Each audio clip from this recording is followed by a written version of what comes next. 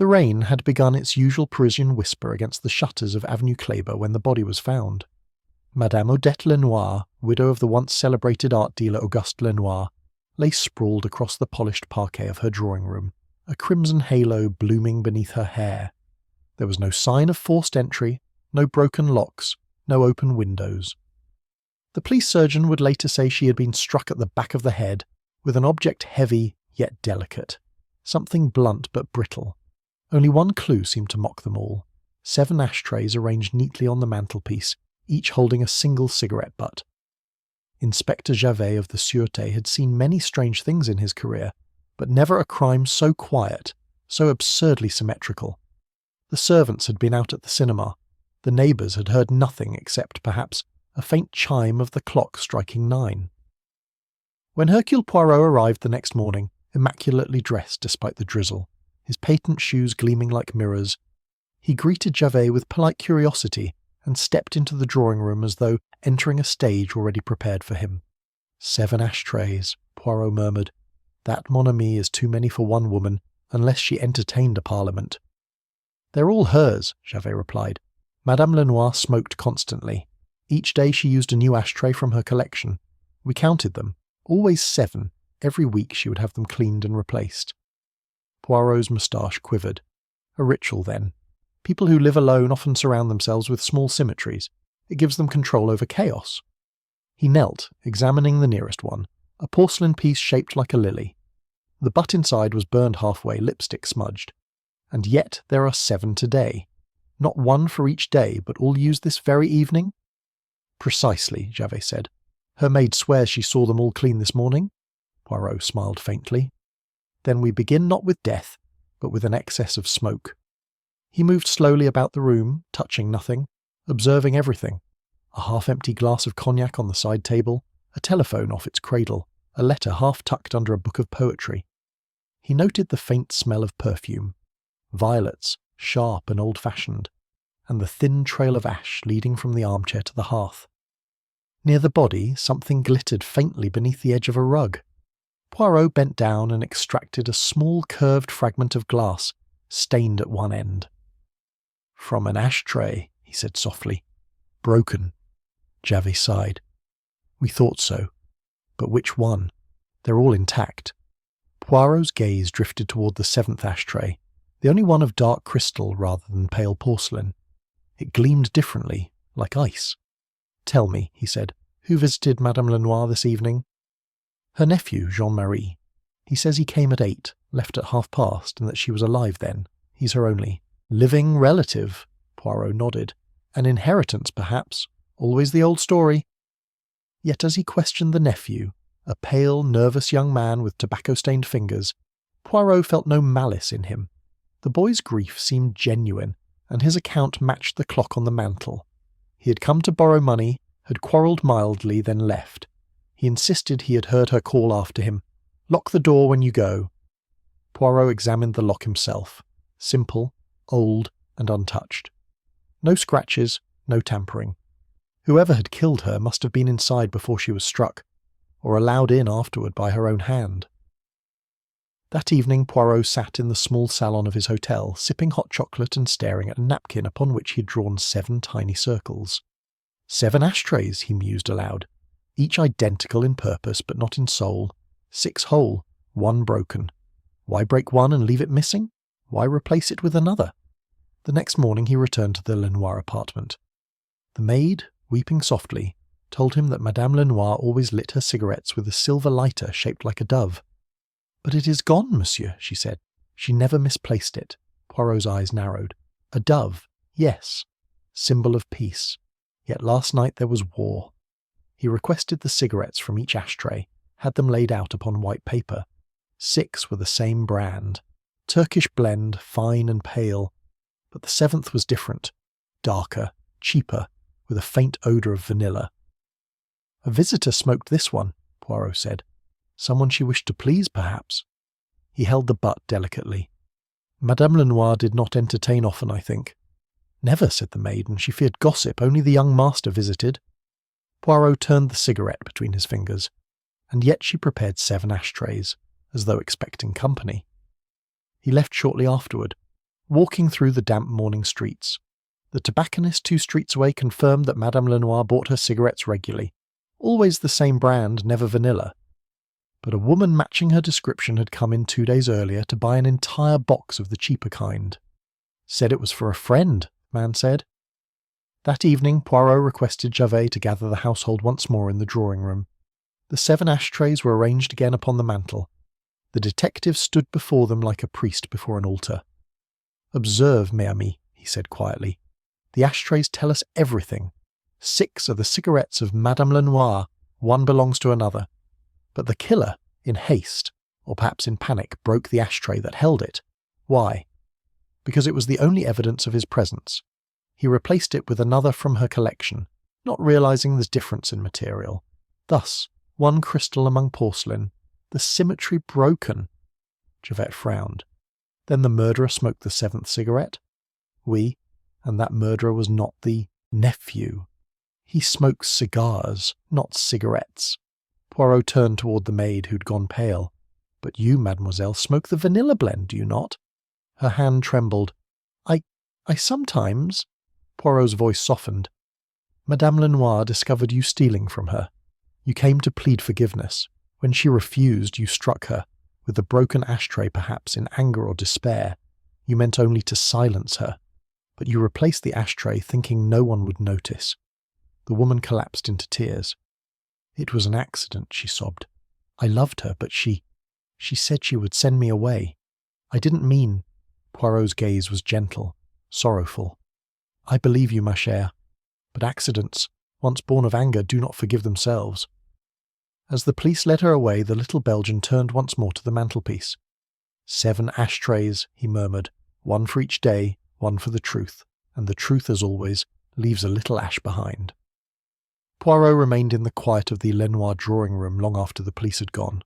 The rain had stopped, leaving a film of mist that blurred the lamps outside into trembling halos. The fire had long since gone cold, but a thin ribbon of smoke still rose from the final cigarette on the mantelpiece. He stood before it, hands folded neatly behind his back, head slightly inclined as though listening to something invisible. To most, the case seemed solved. A confession, motive, weapon. It was all neatly tied. Yet, for Poirot, neatness was not truth. The confession of the maid, though convenient, had come too easily, too swiftly. There had been no real resistance, no moment of calculation. It was as if she had accepted guilt when something unbearable, rather than because she was guilty of it. "Non, non," he murmured, his moustache twitching with disapproval. The ashtrays, yes, they spoke, but perhaps they lied as well. He crossed the room again, his eyes moving over the small details others had missed. A faint smudge of soot on the marble hearth, too far from the fireplace to be natural. A sliver of torn fabric caught beneath the foot of the telephone table. Blue silk, expensive, certainly not belonging to the maid. Poirot picked it up delicately, rolling it between thumb and forefinger. It smelled faintly of perfume, different from Madame Lenoir's violets. This scent was sharper, exotic. He replaced it on the edge of the table, his mind already rearranging the sequence of the night. Madame Lenoir, alive at 8:30, the nephew leaving, the maid supposedly returning near 9, a broken ashtray, a missing lighter, a shattered ritual of 7. And now, Poirot said softly, perhaps an 8th, someone who should never have been here at all. The sound of the door opening drew his attention. Inspector Javert entered, hat in hand, looking tired but faintly pleased. "We've the maid in custody," he said. "The magistrate will charge. Her in the morning." Poirot looked up mildly. "You are certain of her guilt, mon ami?" "She confessed, did she not?" Javert replied. "She even told us where she hid the lighter, in the coal scuttle by the kitchen stove. That's as good as it gets." Poirot smiled faintly. "As good as it gets for the police, perhaps. For Hercule Poirot, it is not good at all. You see, she hid the lighter after the body was discovered." Javert blinked. "After? But she was arrested." "Oui. Yet I asked her when she hid it, and she said, 'After Madame was dead.' Dead, not found. Such precision of words betrays thought, does it not?" Javert sighed. "You and your words. The woman's clearly hysterical." Poirot inclined his head. "Perhaps. Or perhaps she hides the guilt of another. Tell me, mon cher Javert, did Madame Lenoir have many visitors of late? Only the nephew. The neighbours said she kept to herself. Ah, but the neighbours often know only the comings and goings, not the silences between them. Poirot's gaze flicked toward the large cabinet near the window, half open. Inside he saw a small collection of porcelain boxes, trinkets, and a photograph in a silver frame. He stepped closer. The photograph showed a younger Madame Lenoir beside a tall man with an artist's smock and wild hair. Auguste Lenoir, he murmured, the late husband, and this photograph, it is not dusted like the others. He removed it carefully. A faint ring of moisture marked the wood where it had recently rested. Someone had handled it, perhaps wiped it clean and replaced it in haste. Poirot examined the back of the frame. There in a hidden groove was the edge of a folded note. He teased it free and unfolded it under the lamplight. The writing was elegant, slanted, and clearly female. Tomorrow night, 8 o'clock. The 7th is for him, but the 8th will be for us. Burn this, after reading. Poirot's eyes gleamed. The 7th. The 8th. He looked at the mantelpiece again, at the perfect row of 7 ashtrays. The symmetry was never complete. Madame Lenoir expected another. Someone who would come uninvited and who could not be seen. Javert frowned. You think there was another person here that night? I do not think, my friend. I know. Poirot gestured toward the silk thread he'd found. This is the dress of a woman, not a servant. Someone elegant. Someone who knew Madame well enough to be admitted after dark. Javert scratched his head. A lady friend, then. Jealousy. Jealousy. Yes. But of what kind? Poirot replaced the note in his pocket. We shall find out soon enough. Bring me the nephew again, if you please. Jean-Marie returned within the hour, pale and exhausted. Poirot received him kindly, offering him tea before beginning. Tell me, mon garçon, did your aunt ever mention a woman named... Poirot paused delicately. Perhaps an acquaintance of your uncle. The young man hesitated. There was one, he admitted finally. Madame Aurore Delval. She was a singer, quite well known in her day. My uncle was fond of her, though my aunt despised her. After his death, Aurore tried to claim a painting he had promised her. My aunt refused. They quarrelled bitterly. Did she ever visit here? Poirot asked. I don't know. I thought she'd gone abroad. Poirot smiled faintly. I think, perhaps she returned, and I think she sat right here by this fire, smoking one of those cheap vanilla cigarettes. Jean-Marie's eyes widened. You mean she... Poirot lifted a hand. Patience, patience. We must not accuse where we only suspect.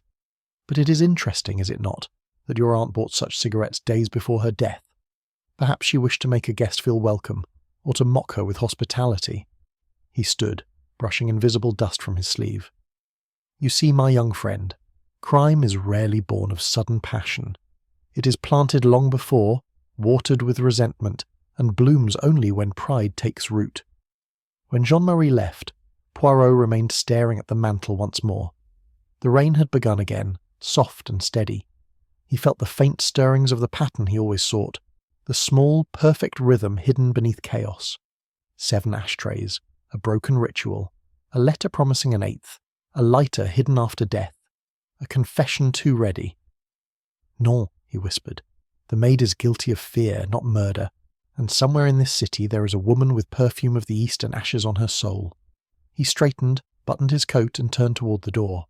Come, Javert, he said quietly. Let us pay a visit to Madame Aurore Delval. I believe the 8th ashtray awaits us there.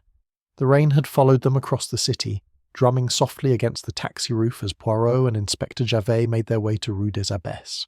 The neighbourhood was quieter now, its theatres and cafes drowned in the chill mist of late evening. The residence of Madame Aurore Delval stood apart from the others, a tall, elegant building with wrought-iron balconies and shuttered windows. Light glowed faintly from one of them, the only sign of life in an otherwise sleeping street. When the maid answered their knock, she hesitated before letting them in. Madame is not receiving guests, she said, her voice small but firm. Poirot smiled, the kind of smile that dismissed all resistance with a touch of charm. Tell your mistress, he said softly, that it is not a guest who calls, but an admirer of her late performances at the Théâtre des Étoiles, Hercule Poirot. You have heard of him, perhaps? Within minutes, They were ushered into a dimly lit drawing room filled with old glamour. Velvet drapes hung heavily at the windows, the air thick with the perfume of orchids and stale tobacco. The woman who entered carried herself like one who had once ruled such rooms. Aurore Delval was tall, still beautiful despite the pale cast of age, her dark eyes sharp beneath artful lashes. "Monsieur Poirot," she said coolly, "I know your name. It travels far. But surely you do not call upon retired singers at so late an hour without reason?" Poirot bowed slightly. "Ah, but the reason, madame, is everything. It concerns the death of Madame Lenoir." A flicker crossed her face, too quick, too slight. "Odette," she said. "Mon Dieu, is she dead?" Poirot noted the absence of shock, only calculation. "Alas, yes. Murdered 2 nights ago, and you, perhaps, can help us understand why." She sat slowly, one hand steadying herself on the armrest. "I had not seen Odette in years. We were acquainted once through my friendship with her husband, but I assure you I had nothing to do with her death." Javert stood silently behind Poirot, watching her with suspicion. Poirot, however, seemed almost absent-minded, studying the room with lazy fascination. His eyes passed over a crystal ashtray on the side table. Within it lay the stub of a cigarette. Dark paper, faintly sweet scent of vanilla. He leaned closer, murmuring, "You favour the vanilla blend, madame?" Aurore smiled faintly. "Always. It is the only one I can endure now. The others, too bitter." Poirot nodded. Madame Lenoir smoked Turkish blend, did she not? And yet, upon her mantle there was one cigarette that carried your scent. Her hand trembled slightly as she reached for her glass. "You are mistaken. I have not set foot in that house for, 10 years?" "Perhaps," Poirot said gently. It was time for a return. The silence that followed was delicate as glass. Then she laughed softly. "You imagine too much, Monsieur Poirot. My quarrels with Odette were of the heart, not of violence. We were rivals, yes, but over a man long dead. What reason could I have to harm her now?" "Ah," Poirot said, "perhaps none, or perhaps the memory of a painting promised but never given." Her smile faltered. "You have been busy, I see." Poirot inclined his head. "It is my profession." He asked a few more polite questions, watching the rhythm of her breathing, the way her fingers tightened around the stem of her glass whenever the late madame's name was mentioned. When they left, Javert exhaled in relief. "She's lying through her teeth, of course," he said. Poirot gave a small shrug. "Of course. But lies, like the cigarette smoke, tell their own truth. She denies too easily, too elegantly. It is the performance of a woman used to applause." They returned to the Lenoir apartment the next morning, where the nephew awaited them anxiously. His eyes were rimmed red from lack of sleep. "You found something?" he asked. "Perhaps," Poirot replied. "Tell me again, monsieur, about your visit that evening." Jean-Marie repeated his story. He had arrived at 8, asked for money, been refused, and left, half an hour later. Poirot listened, head slightly tilted, his fingers steepled. "And in that time, you saw no one else? Heard nothing unusual?" "Nothing," the young man said firmly. "She was alone when I arrived, and alone when I left." Poirot's gaze sharpened. "You're certain she was alone?" "Yes." "Then how?" Poirot asked quietly. "Do you explain this?" He held up the letter found behind the photograph. The words, "Tomorrow night, 8 o'clock. The 7th is for him, but the 8th will be for us." Jean-Marie paled. I don't know what that means." "But you were there at 8, Poirot said. "Perhaps you were not the him, but the 8th. Or perhaps someone else came just as you left. Someone who waited until the door closed behind you." The young man shook his head helplessly. "I swear I saw no one." Poirot regarded him for a long moment, then smiled faintly. "Then you will forgive me if I test your eyes, mon ami." He turned to Javert. "Let us summon the concierge of the building." Madame Fremont, a stout woman in her 60s, arrived grumbling about the inconvenience. "I have told the police all I know," she said. "Madame Lenoir was a quiet tenant, always polite, never visitors except her nephew." "No one else came the night of the murder?" Poirot asked. The woman frowned, thinking. "Now that you mention it, yes. Around 9, perhaps. A woman in a dark coat wearing a veil. She said she was expected. I remember because she wore perfume. Strong, sweet, like flowers gone bad. I hate that smell." Poirot exchanged a glance with Javert. "You did not tell the police this?" "They did not ask," she huffed, "and I did not think it important." Poirot smiled graciously. "Ah, but madame, it is very important." As she left, he turned back toward Javert. "You see, the 8th ashtray, the 8th cigarette, it belongs to a woman who entered when the world slept. She was expected, perhaps welcomed, but something went wrong."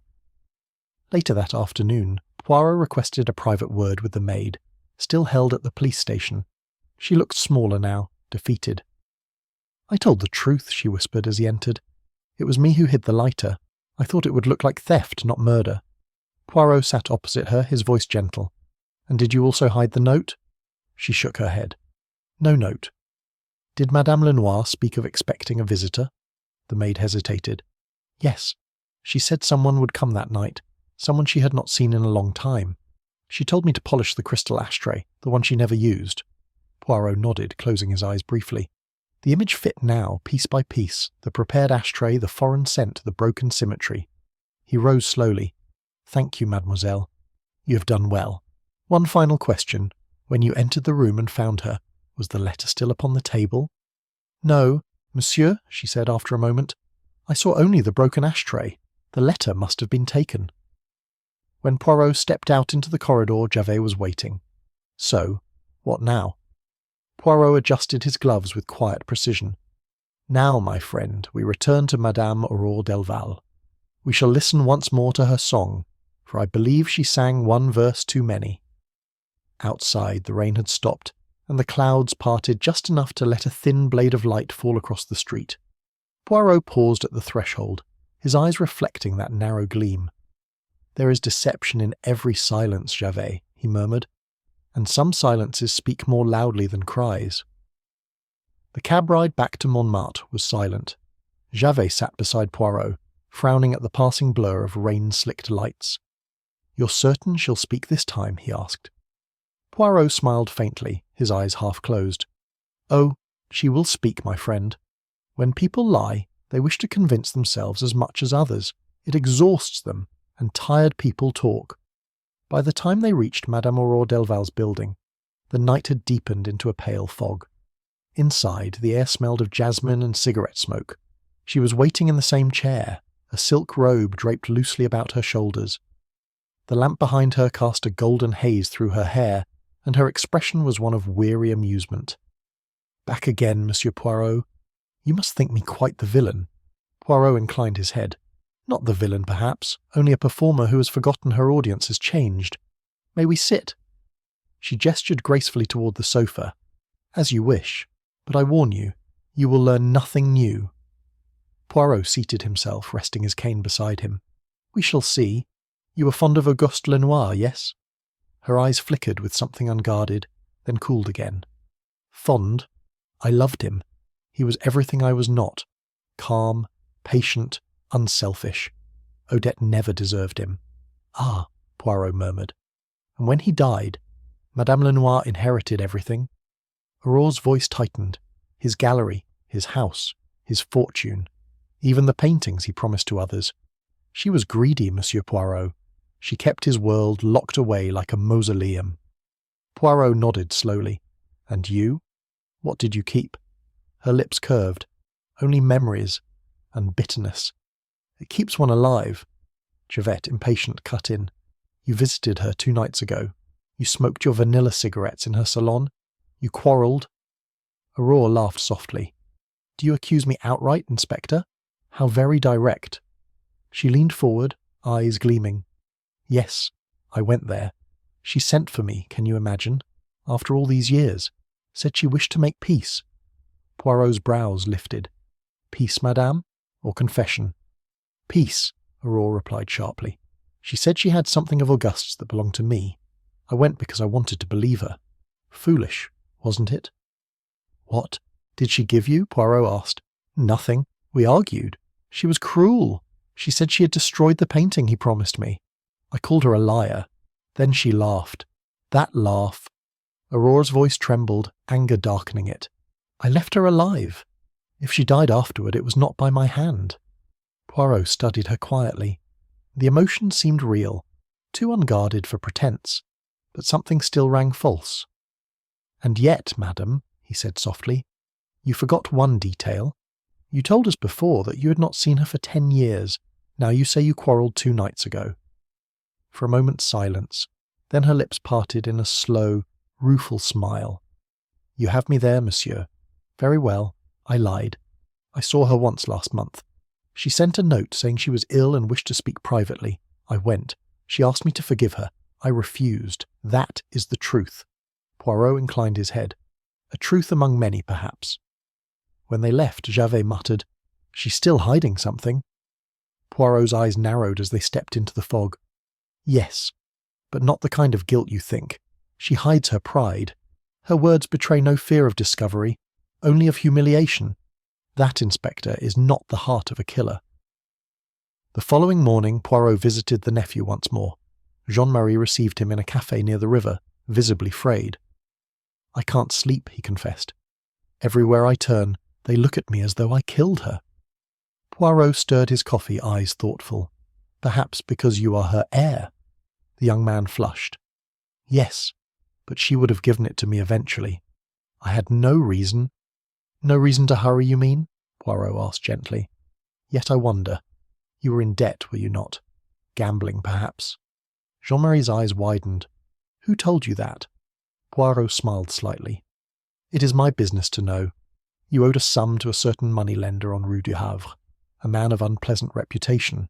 Such men do not wait patiently for payment." The young man stared into his cup. "I asked my aunt for help. She refused. Said my father's recklessness had already cost her enough. We quarrelled, yes, but I left her alive, I swear." Poirot nodded mildly.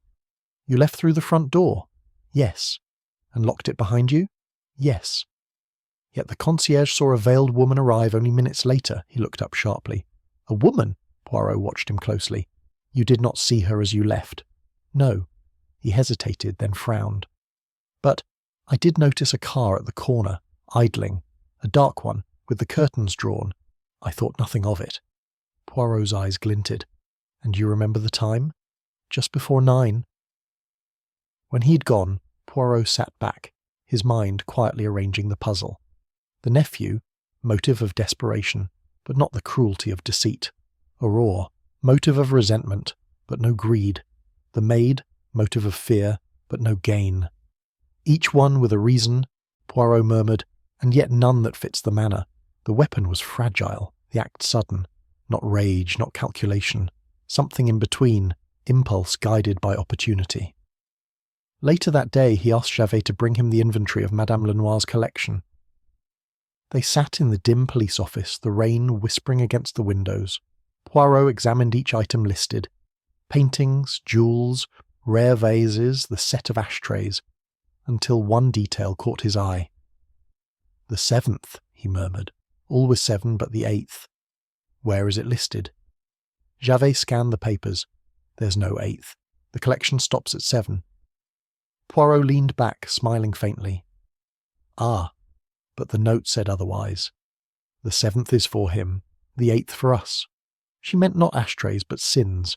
7, the number of her habits, her days, her indulgences. The 8th, perhaps redemption. Javert stared.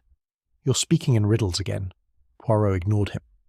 Odette Lenoir was preparing to atone for something, perhaps to return a stolen thing, to right a wrong. But someone feared that confession. He tapped the list. "There is a painting missing from this inventory. A portrait by Auguste Lenoir. Do you see? The catalogue jumps from 34 to 36. Where is number 35? Javert squinted. "No mention of it in the papers." Poirot rose. "Then, my friend, that is our motive. The portrait was promised to Aurore Delval, but kept hidden. Someone else found it. Someone who wished it never to see the light of day. Why? Because, Poirot said softly, a painting reveals not only the artist's hand but his heart, and perhaps Auguste Lenoir's final portrait revealed more than anyone wished known. That night, as he stood once again in the silent apartment on Avenue Kléber, Poirot's reflection glimmered faintly in the window.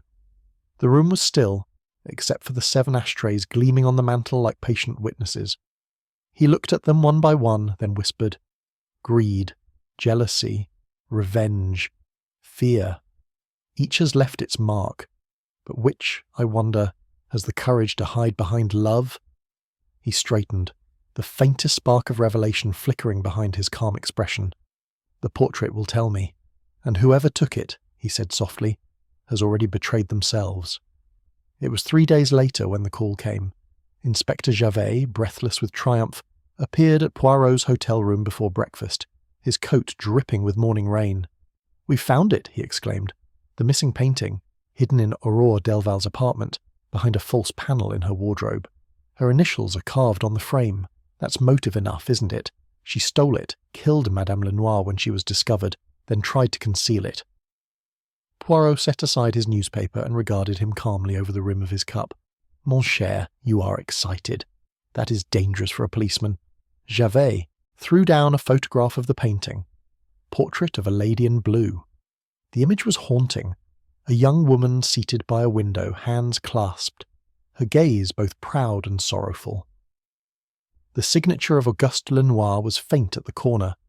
"Her fingerprints were on the frame," Javert continued, "and the maid has confirmed that Madame Lenoir accused her of consorting with ghosts of the past the night before her death. That can only mean Aurore. It fits perfectly." Poirot studied the photograph in silence, his expression unreadable. "Fits, yes," he said at last, "but fits too neatly. You must beware of puzzles that solve themselves, Inspector. They are usually assembled by someone else." Javert frowned. "You think she's being framed?" Poirot rose, buttoning his waistcoat with quiet precision. "Perhaps. Or perhaps she framed herself without meaning to. Let us go to her. I wish to see the painting in its hiding place." When they arrived at Aurore Delval's apartment, the atmosphere was charged with accusation. She stood in the centre of the room, pale and trembling, while 2 officers searched through her belongings. The painting, now uncovered, rested against the wall. "So," she said bitterly as Poirot entered, "they found your proof. The great Hercule Poirot can rest easy. Another case for the files." Poirot approached the painting, examining its surface with careful fingers. "You deny taking it." "I did not steal it," she said fiercely. "She gave it to me, that night. Said it was finally mine. I took it home. The next day she was dead. I panicked. I hid it because I knew no one would believe me," Javert scoffed. "A convenient story." Poirot ignored him. He leaned closer to the frame, his eyes narrowing. "Curious," he murmured. "This dust upon the edge. Too thick for a painting hidden only 3 days. And look here, this faint outline. It has hung somewhere else recently." He turned to her sharply. "Madame, did you hang it on your wall before hiding it?" "No," she said softly. "It was already there when I returned from the theatre the next evening. I'd left it on the chaise unwrapped. Someone must have placed it there while I was away." Javert rolled his eyes. "You expect us to believe a ghost moved it?" Poirot smiled faintly. "Ah, but some ghosts have keys. Tell me, who else has access to this flat?" "My maid, Yvonne, but she is loyal." Poirot's gaze drifted toward the corner of the room, where a small wooden box sat half open.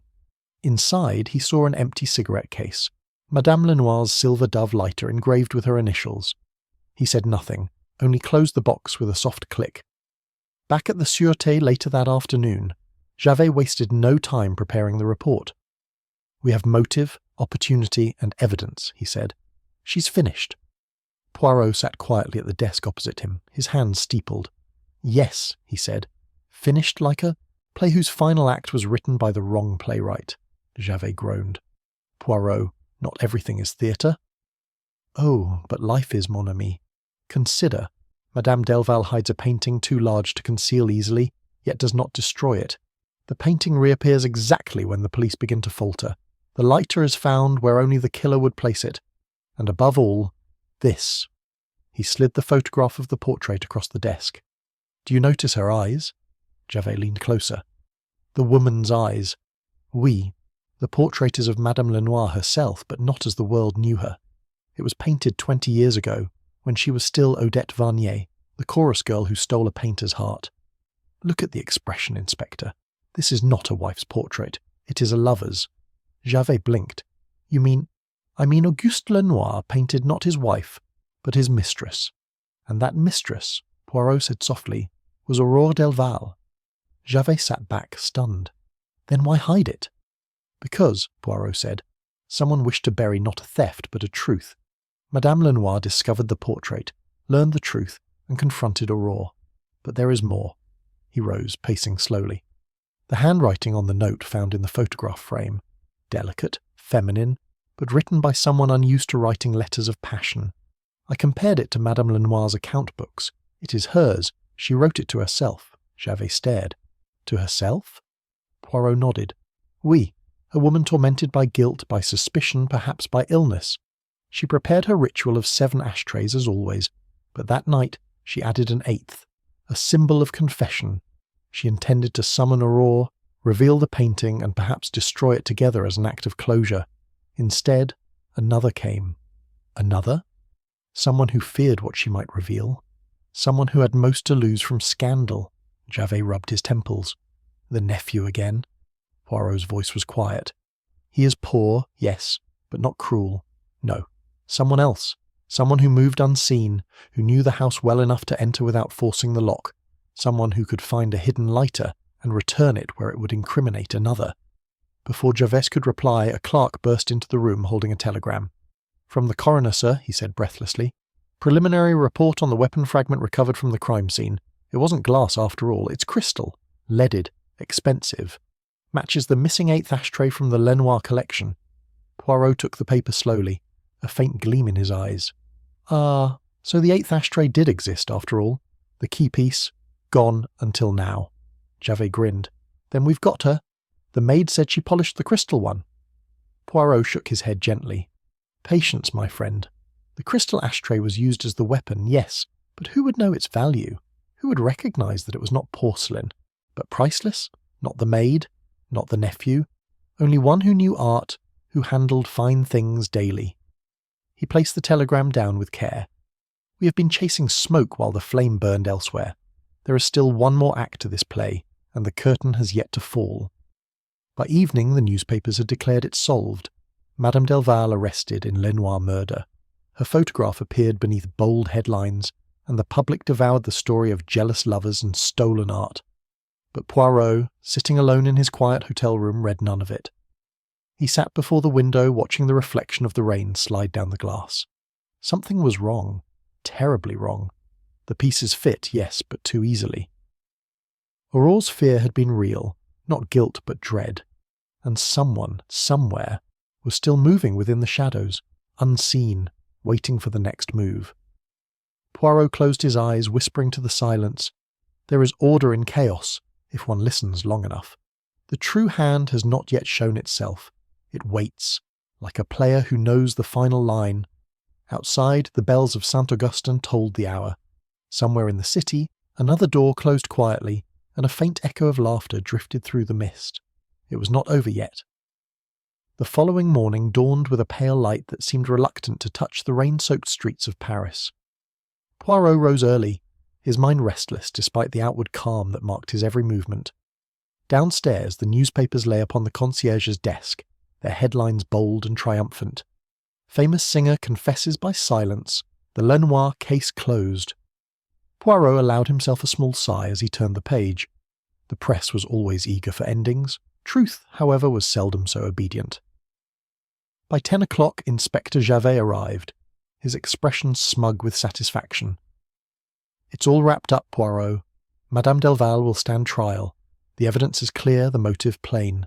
You should rest easy for once." Poirot adjusted his tie with deliberate slowness. "Ah, mon ami, but it is the very plainness that troubles me. When a case seems clear, it is often because someone has drawn a curtain over the real stage." Javert frowned. "You and your stages again. What curtain? The woman was jealous. She had the painting. She had the lighter. What more do you need?" Poirot looked past him, out toward the street where a cart passed, wheels hissing through puddles. "A beginning," he murmured. "We have the end, yes, but not the beginning. And without the beginning, how can one be certain of the play?" Later that day, while Javert went to file his reports, Poirot returned to the Lenoir apartment alone. The police seals had been removed, and the house had regained that peculiar silence of rooms recently emptied of tragedy. Dust motes floated in the pale air, soft as ash. He walked slowly from room to room, as though retracing a ghost's path. The drawing-room, where the 7 ashtrays still stood in perfect symmetry, seemed to watch him. Poirot's eyes moved over each one, the porcelain lilies, the crystal, the faint traces of lipstick that had survived the cleaning. Then his gaze stopped upon the fireplace. The grate had been cleared, yet a faint scent of burned paper lingered, subtle but distinct. He knelt, drawing a small pair of tweezers from his pocket. Among the ashes lay the curled fragment of a photograph, half a man's face, a bearded jawline, the corner of a studio mark. Photographie Lenoir, Rue Saint-Jacques. Poirot stared at it, his brow furrowing. A portrait of the artist himself. Why burn it? He whispered. His thoughts drifted back to what Aurore had said. The painting given to her that night, the promise made years ago, the bitter laughter of Madame Lenoir. There was something theatrical about it all, yes, but not between the two women. There was a third presence in that story, a ghost walking just behind them. He found it again later that afternoon, buried in the archives of the art gallery once owned by Auguste Lenoir. Old invoices, letters, sales records, dusty traces of lives long past. And there, in a ledger dated 15 years earlier, was an entry that made Poirot's pulse quicken. Private commission, portrait of Jean-Marie Varnier, completed 1909, paid by Odette Varnier, later Madame Lenoir. Poirot leaned back in his chair, eyes gleaming. Varnier, he murmured. Of course. Her maiden name, and the boy, Jean-Marie, a portrait of a child bearing her name painted by her husband. But Auguste had no son. He rose swiftly and left the building, the pieces beginning to align in his mind. That evening, in the small interrogation room of the Sûreté, Jean-Marie sat pale and nervous as Poirot entered. "I've told you everything, monsieur," he said quickly. "I had nothing to do with her death." "Ah, but you have told me everything you know," Poirot replied gently. "What you have not told me is what you suspect." The young man's hands tightened on the edge of the table. "What do you mean?" Poirot studied him quietly.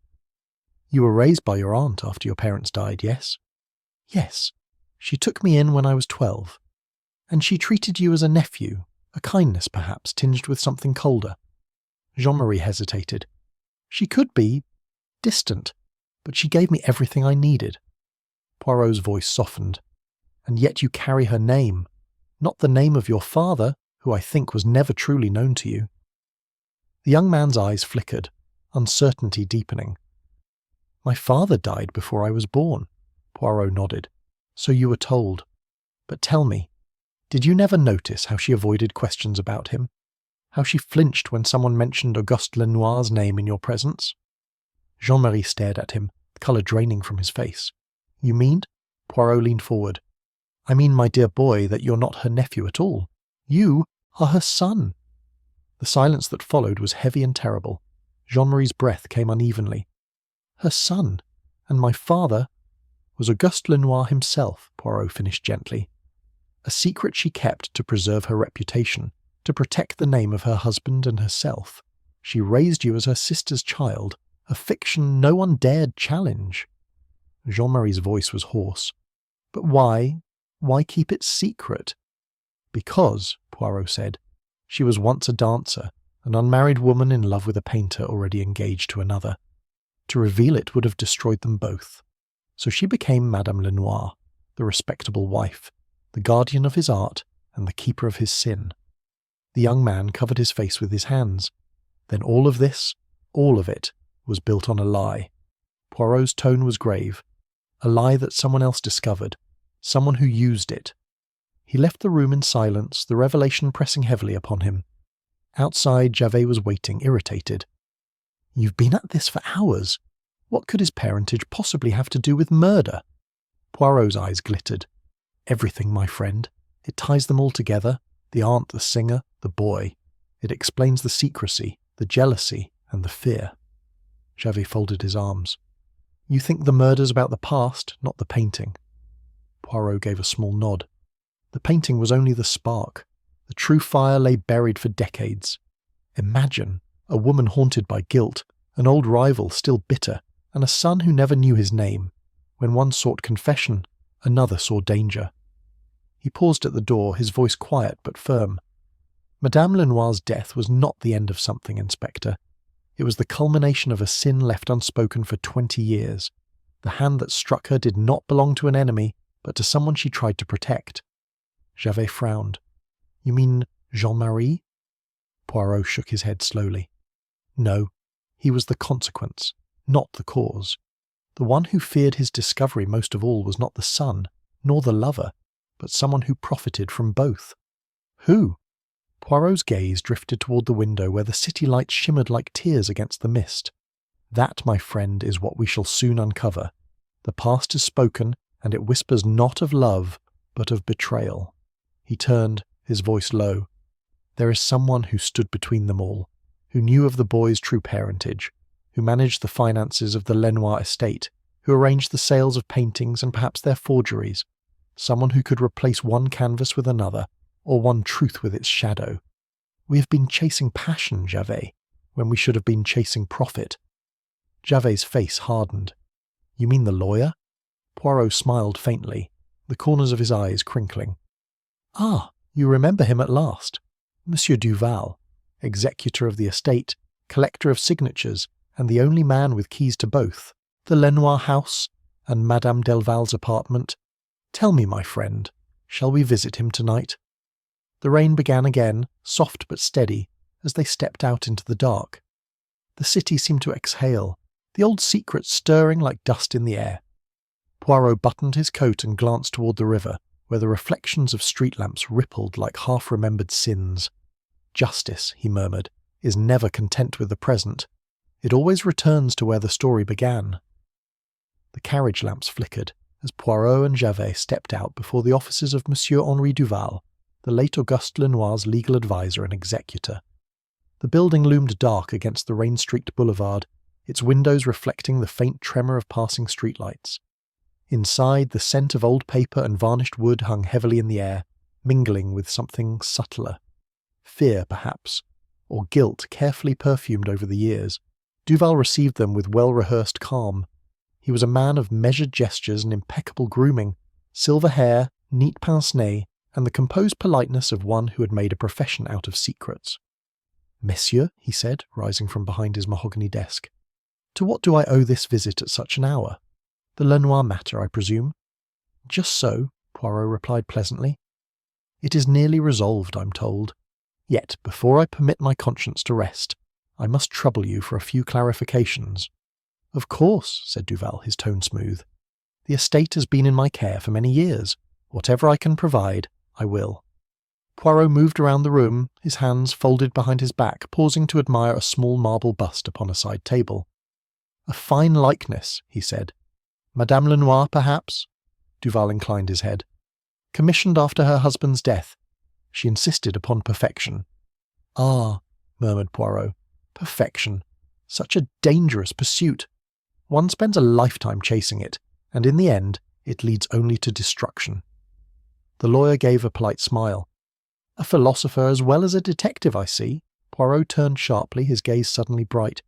Tell me, Monsieur Duval, was it you who handled the authentication of Auguste Lenoir's last works, the portraits? Indeed, I supervised the valuations personally, and the missing portrait, the one found in Madame Delval's possession, was that catalogued by your hand. Duval adjusted his glasses.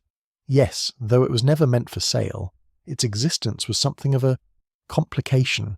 Madame Lenoir preferred it remain private. Private, Poirot repeated softly. An interesting word. I find it often conceals more than modesty. He paused, then smiled suddenly. Monsieur, may I borrow a moment of your patience for a small experiment? A game, if you will, purely psychological. The lawyer's brow furrowed, but curiosity won. A game, Monsieur Poirot? Oui, it may seem absurd, but indulge me. It concerns human perception. I have here, he produced from his coat pocket 7 cigarette butts, neatly wrapped in tissue, the remnants of Madame Lenoir's ashtrays. Each one bears a different lipstick trace, a different angle of pressure. You see, I believe that every person's manner of smoking is as distinct as their handwriting. Duval raised an eyebrow. You are serious? Entirely, Poirot said, arranging the small relics upon the desk like evidence in a private ritual. Now, if you please, I should like you to observe these and tell me which one in your opinion belonged to the woman who killed her. Javert shifted impatiently behind him. "Poirot." But Poirot silenced him with a small gesture. "Let us watch, mon ami. It is not the answer that matters, but the manner in which it is given." Duval hesitated only a fraction of a second before leaning forward. His eyes flicked over each cigarette, his hand hovering momentarily above the one with the faintest imprint of a ringed thumb, barely visible beneath the smudge of ash. "That one," he said finally. "The pressure mark shows anger, a nervous habit perhaps." Poirot nodded approvingly, though his gaze never left the man's face. "A fine deduction. You have the instincts of an observer." Duval smiled thinly. "Merely logic." "Ah, yes," Poirot said, lifting the cigarette delicately with tweezers. "And yet, monsieur, this one was not smoked by a woman at all.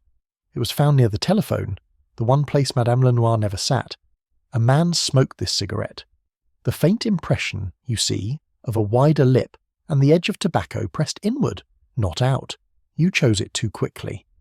For the first time, Duval's poise wavered. Well, anyone could have made the same mistake." "Perhaps," said Poirot softly. "But not anyone would have recognized the mark of the ring before I pointed it out. You noticed it at once, did you not?" The silence stretched between them like drawn wire. Duval shifted in his chair, then forced a dry laugh. "A trick of the eye, nothing more." Poirot replaced the cigarette with exaggerated care. "Indeed, a trick of the eye, or perhaps of the conscience." Javert, sensing a shift, stepped forward. "Monsieur Duval, where were you on the night of Madame Lenoir's death?" The lawyer spread his hands, a picture of weary patience. "At home. I dined alone, wrote correspondence until late, and retired before midnight. My housekeeper can confirm." Poirot nodded. "And yet, the telephone records show a call placed from this office to Madame Lenoir's residence at precisely 8:43, the same time her nephew claims to have left. It lasted 3 minutes. Who, I wonder, might have been calling at such a moment?" Duval's eyes flickered toward the desk drawer before he could stop himself. Poirot saw it, of course. He saw everything. Without raising his voice, he walked to the drawer and placed his hand gently upon it. "If you please, monsieur." Duval hesitated, then sighed and opened it himself. Inside lay a set of spare keys, a ledger, and a small envelope sealed with wax. Poirot took it, examining the neat handwriting on the front. "For Jean-Marie, should anything befall me." The lawyer's composure finally cracked. "She left it with me," he said quickly. "I meant to give it to him when the time was right. It concerns inheritance matters only." Poirot opened the seal with a flick of his fingernail. Inside was a single sheet of paper, written in a trembling hand. "He knows. I must tell the boy before he does. The truth cannot die twice." The words hung in the air like smoke. Duval slumped back into his chair. "She was losing her mind," he said hoarsely, "raving about confessions and secrets. I tried to calm her. She refused to listen. When she threatened to expose everything, her past, the boy's name, I feared she would ruin his future." Poirot's tone was quiet but cold. "So you went to her house that night?" "I went to reason with her. Nothing more." "And when she would not be reasoned with," Poirot finished softly, "you struck her. Not out of greed, but of pride. Your name entwined with hers, your reputation built on discretion, the perfect executor, undone by the truth he kept too long." Duval buried his face in his hands. "I didn't mean to kill her. She fell. The blow wasn't meant to be fatal. When I saw the blood, I panicked. I took the lighter, planted it in Delval's apartment. I thought, God forgive me, I thought it would end there." Poirot said nothing for a long while.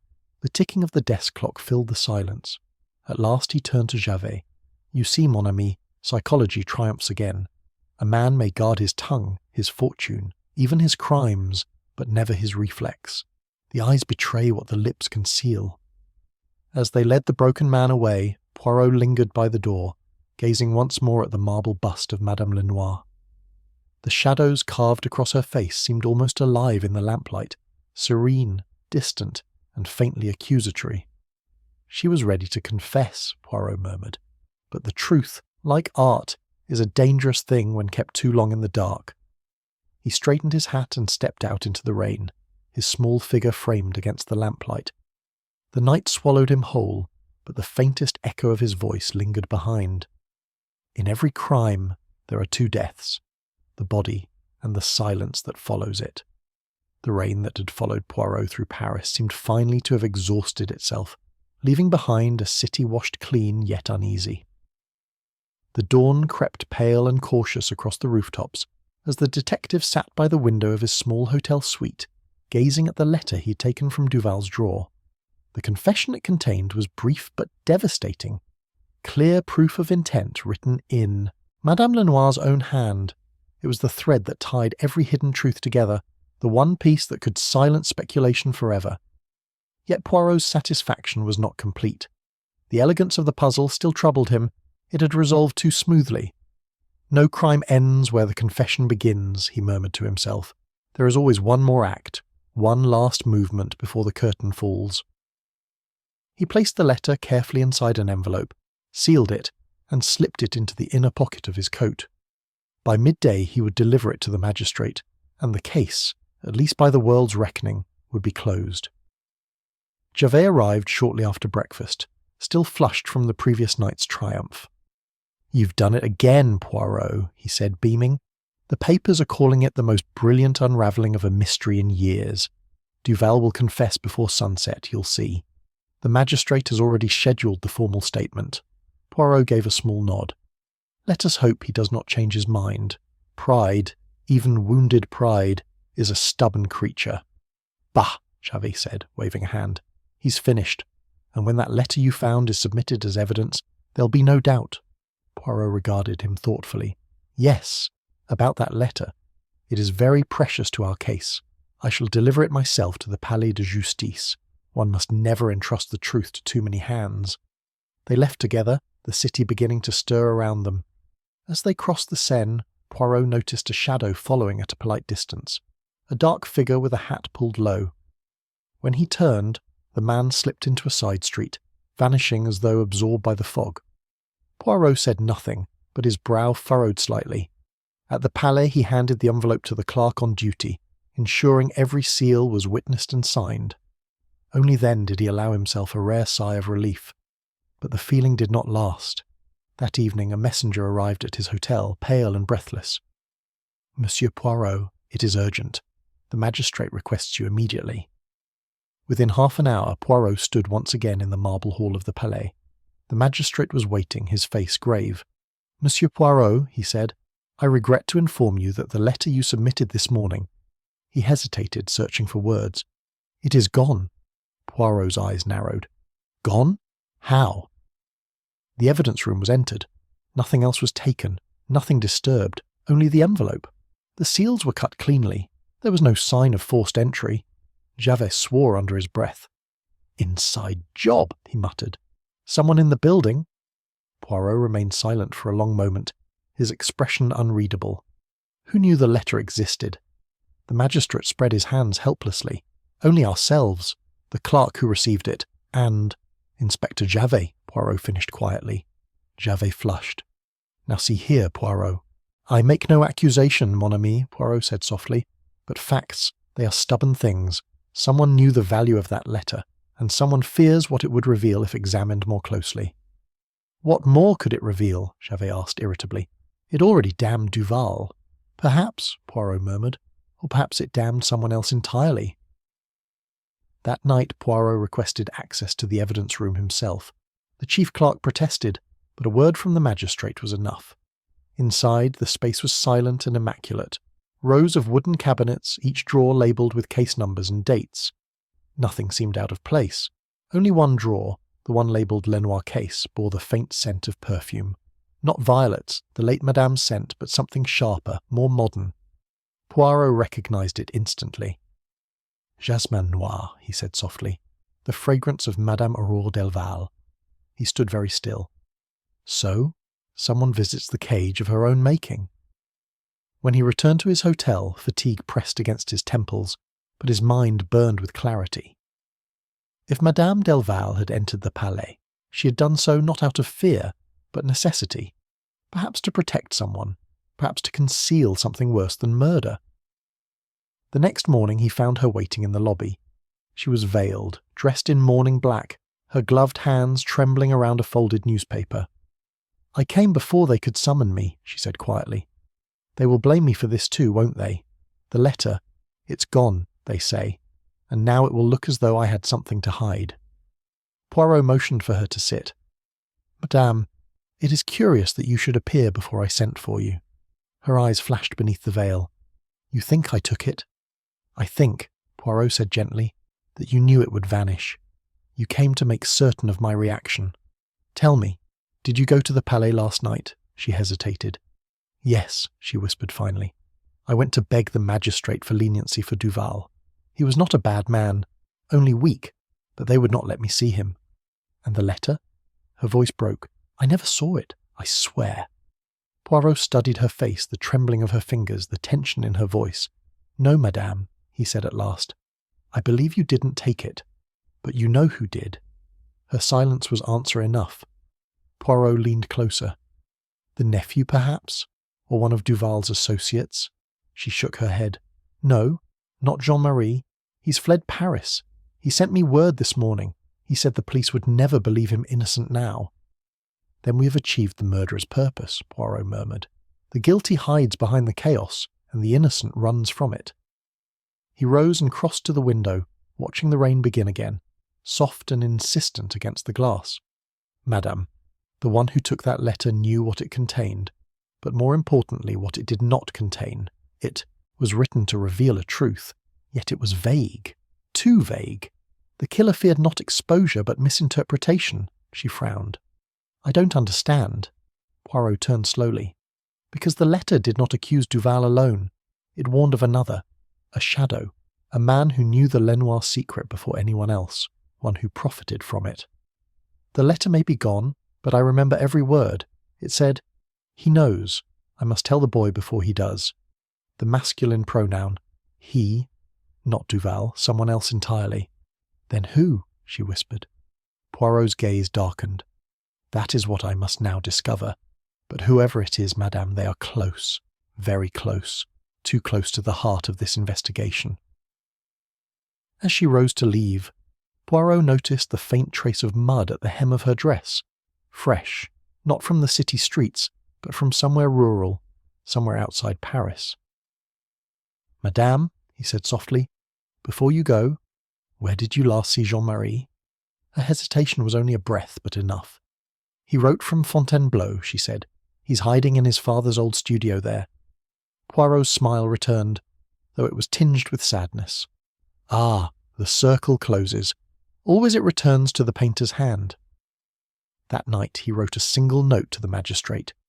"Do not release Duval until I return from Fontainebleau. The play is not yet finished, and the final act will be played before dawn."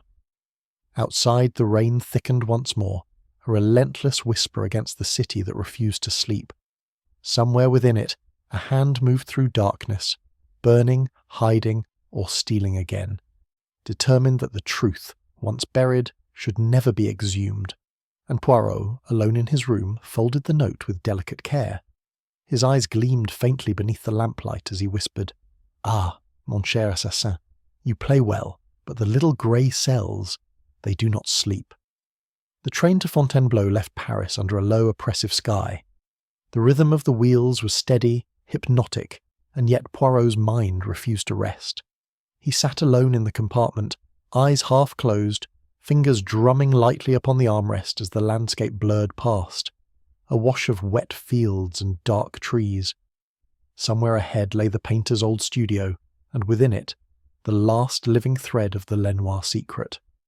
But even as the countryside unfolded before him, he felt the unease tightening in his chest. It was not only the vanished letter that haunted him now, but the precision of its theft. It had been no crime of passion. It was a move made by a mind as calculating as his own. He arrived at Fontainebleau by late afternoon. The air there was colder, the forest dense and still as though listening. The cabman who drove him to the old Lenoir estate spoke little, but when Poirot mentioned the painter's name, the man crossed himself. "The house is cursed, monsieur. They say the wife died screaming in her sleep years ago, and the son, he wanders. There even now." Poirot merely nodded. "Ah, superstition. It is the refuge of those who cannot reason." The road narrowed into a rutted path leading at last to the gates of a decaying property. The once grand façade was now veiled in ivy, its windows blind with dust. Poirot dismissed the cab and approached alone. His footsteps echoed faintly as he pushed open the door. It yielded with a groan, as though reluctant to admit him. Inside, the air was heavy with turpentine and mildew. Canvases leaned against the walls, their faces shrouded in old linen. He moved quietly through the rooms until a faint sound reached him, a low rustle, the scrape of a chair. Then a voice, trembling yet familiar. "Monsieur Poirot?" Jean-Marie stood in the doorway to the studio, his eyes wide and hollow. His clothes were dishevelled, his skin pale from sleeplessness. "You shouldn't have come," he whispered. "They'll think you're helping me." "Ah, my young friend," Poirot said softly. "I help only the truth, and she is a demanding mistress. Tell me, why did you run?" Jean-Marie's hands clenched. "Because I knew they would arrest me next. The letter vanished," the lawyer confessed. "And still they look at me as though I am the ghost that haunts her. You think I killed my own mother, don't you?" Poirot's gaze softened. "I think you loved her, even without knowing who she was. But tell me, has anyone been here since her death?" The young man hesitated. "No one. I've kept the doors locked. Only, last night I heard someone outside. A carriage, I think. When I looked, there was a light in the forest, moving slowly like a lantern." Poirot's brow furrowed. "And you did not follow?" Jean-Marie shook his head. "I was afraid." Poirot turned toward the staircase. "Fear, my friend, can be useful, if one listens to it. It tells us when danger breathes near." He ascended carefully, his hand trailing along the banister, the wood soft with age. The upper floor smelled of dust and oil paint. In the far room, the master's studio, he found it just as the old photographs had shown, the great window facing the forest, the easel standing sentinel beneath a shroud of linen.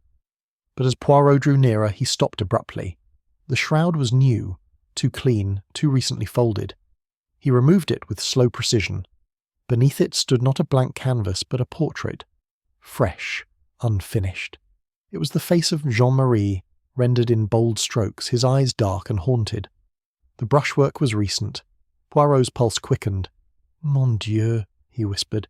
"Someone has painted this within the last week." Footsteps sounded behind him. He turned, but too late. A shadow loomed in the doorway and something struck him sharply across the temple. The world tilted, dimmed, and vanished. When consciousness returned, it came slowly through a haze of pain. The first thing he noticed was the smell, paint thinner, linseed oil, and smoke. The second was the warmth creeping against his cheek. He opened his eyes. The studio was ablaze. Flames licked the walls, devouring the canvases. A beam had fallen across the door, trapping him inside. Poirot struggled to rise, his head throbbing. Through the crack of the flames he saw movement, a figure outside the window watching. For one brief instant the firelight illuminated the face, pale, composed, almost serene. Madame Aurore Delval. Then she was gone.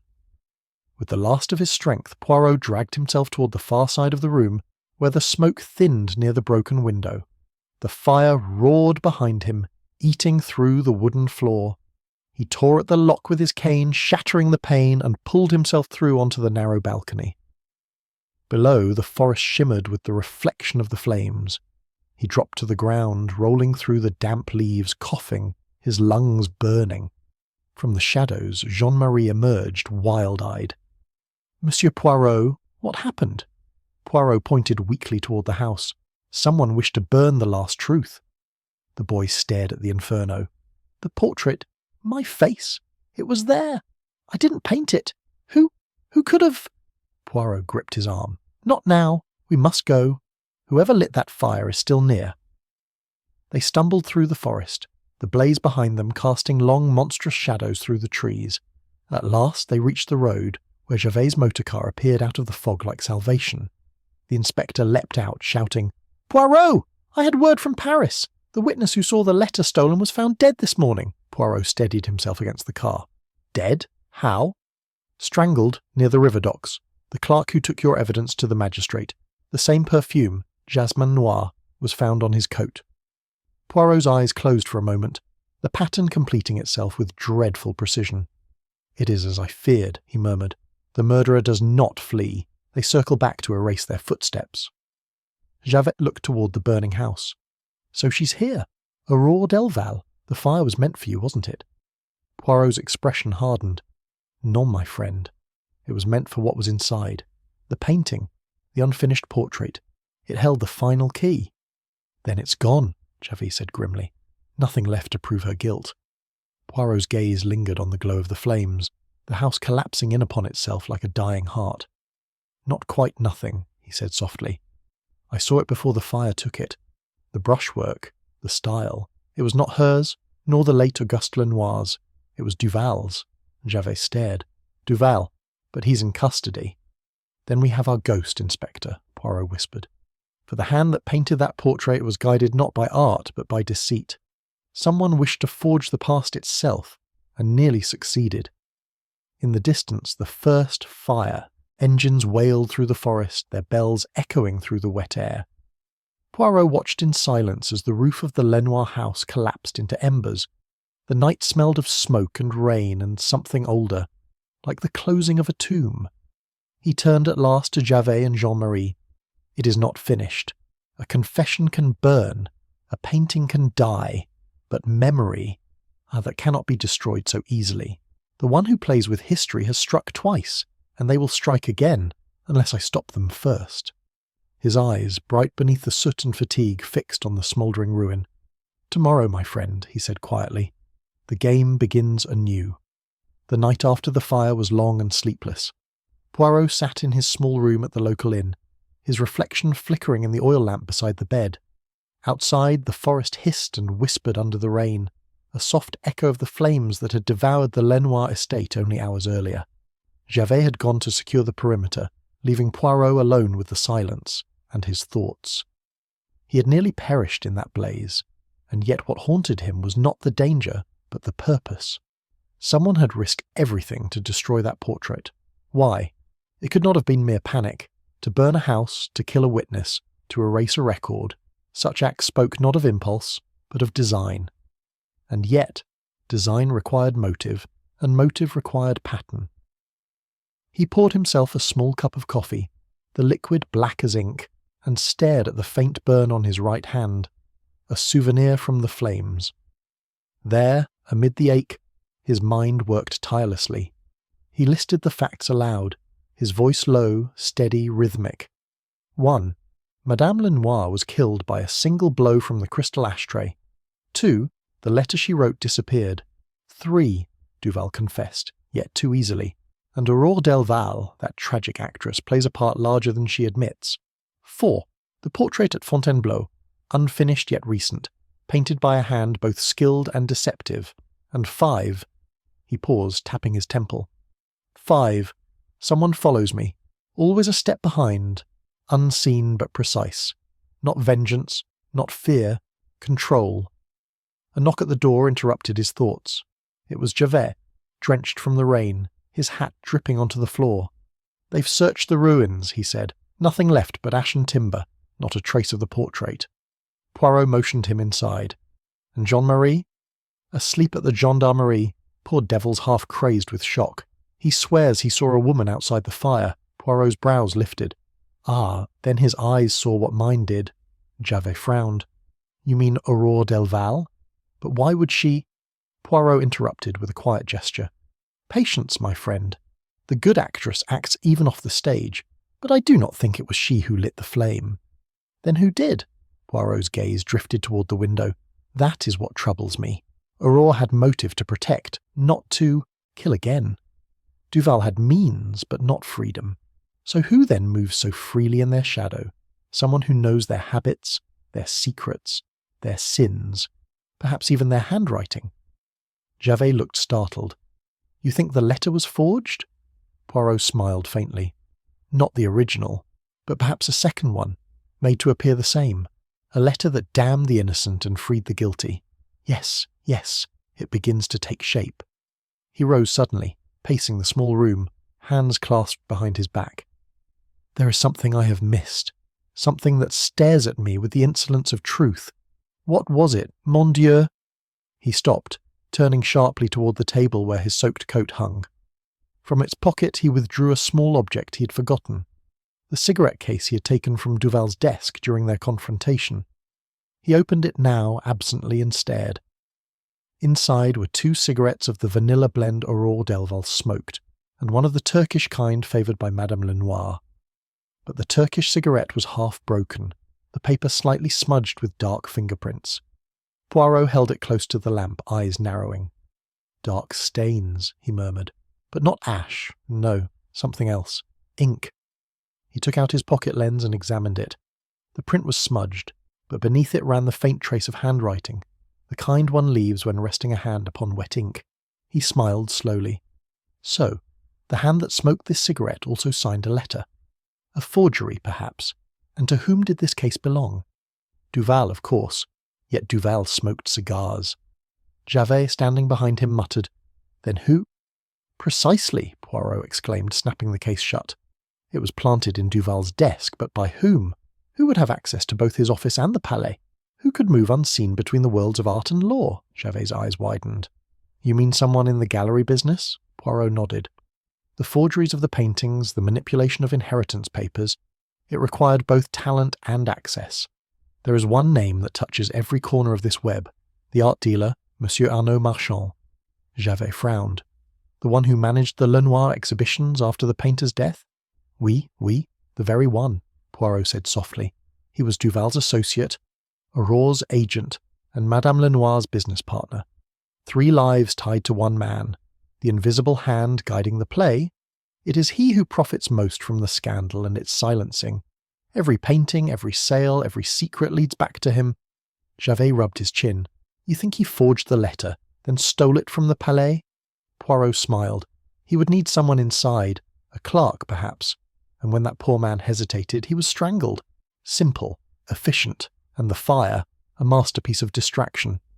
He sank back into the chair, eyes gleaming with the quiet fire of realization.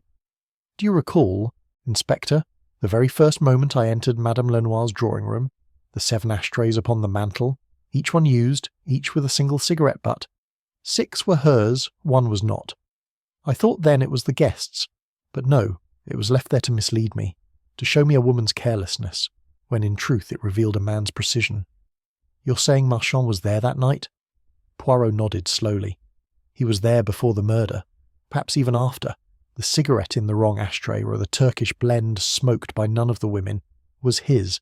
It was his farewell, his signature. He left it like a painter leaves a brushstroke too bold to erase. The room fell silent except for the rain tapping at the glass. Poirot leaned forward, his voice low and certain. All this time I looked for motive in the heart, but the motive, mon ami, was in the hand that forged, that painted, that signed. Javert exhaled slowly. And now? Now, said Poirot, we invite our artist to sign his final masterpiece. But this time I shall choose the canvas. He rose, the fatigue gone, replaced by the quiet precision that always came before the end. He slipped the cigarette case into his pocket and turned down the lamp. Tomorrow morning we shall visit Monsieur Marchand at his gallery, and if I am not mistaken, the final brushstroke of this tragedy will reveal itself, not in words, but in silence. As the lamp died, the faint scent of burnt paint and perfume lingered in the air, like the ghost of the Lenoir themselves, waiting for their story to be finished. Poirot sat back in the dark, a small knowing smile beneath his moustache. Ah, he whispered, at last, the pattern. It begins to speak. The next morning broke grey and cold, a faint mist coiling through the narrow streets of Paris as Poirot and Inspector Javert arrived outside the Galerie Marchand. The building stood immaculate among the others on Rue de Lille, its polished windows reflecting a world far cleaner than the one within. A discreet brass plaque bore the dealer's name gleaming faintly in the weak light. Poirot paused on the threshold, adjusting his gloves. You see, mon ami, he murmured, the façade of respectability. It is like a mirror polished daily, so that one forgets what lies behind it. But sooner or later, the dust finds its way through the cracks. Javert grunted, tugging his coat tighter. If he's our man, I'll have him in handcuffs by noon. Patience, Poirot said softly. The truth, like a fine painting, must be revealed layer by layer. Too much pressure, and we ruin it. Inside, the gallery smelled of oil, varnish, and quiet money. Marchand himself appeared from a side room almost at once, smiling with the ease of a man accustomed to charm his way through accusation. "Monsieur Poirot, Inspector Javert, what an honour. I read of your adventure at Fontainebleau. Terrible business. That fire. But what brings you here so early?" Poirot bowed slightly. "Forgive the intrusion, Monsieur Marchand. A few final questions before the Lenoir matter rests in peace." Marchand gestured toward the private salon at the back. "By all means, shall we sit?" The room was softly lit, lined with canvases awaiting wealthy buyers. A single painting stood apart from the rest, a portrait of Auguste Lenoir himself, brush in hand, gazing out with that faint melancholy all great artists seem to share. Poirot's gaze lingered on it. "Beautiful," he murmured. "You have an eye for preservation, monsieur." Marchand smiled. "Art deserves nothing less than devotion." "Ah," said Poirot, settling into a chair. "And devotion, I think, has been the heart of this tragedy." Javert cleared his throat impatiently. "We'll be brief, Marchand. We know about your connections with Duval, with Madame Lenoir, and with Aurore Delval. Each of them trusted you, and yet all three have seen their lives ruined, or ended." Marchand raised an eyebrow unruffled. "Surely you don't suspect me of murder, Inspector. I am a businessman, not a criminal." Poirot's eyes twinkled faintly. "Business and crime, monsieur, are not such distant cousins. One uses ink, the other blood, but both leave stains." For the first time, a flicker of irritation crossed Marchand's face. "If you have something to say, say it plainly." Poirot leaned forward, his voice low and deliberate. "You were at Madame Lenoir's house on the night of her death. You smoked a Turkish cigarette and left it in one of her ashtrays.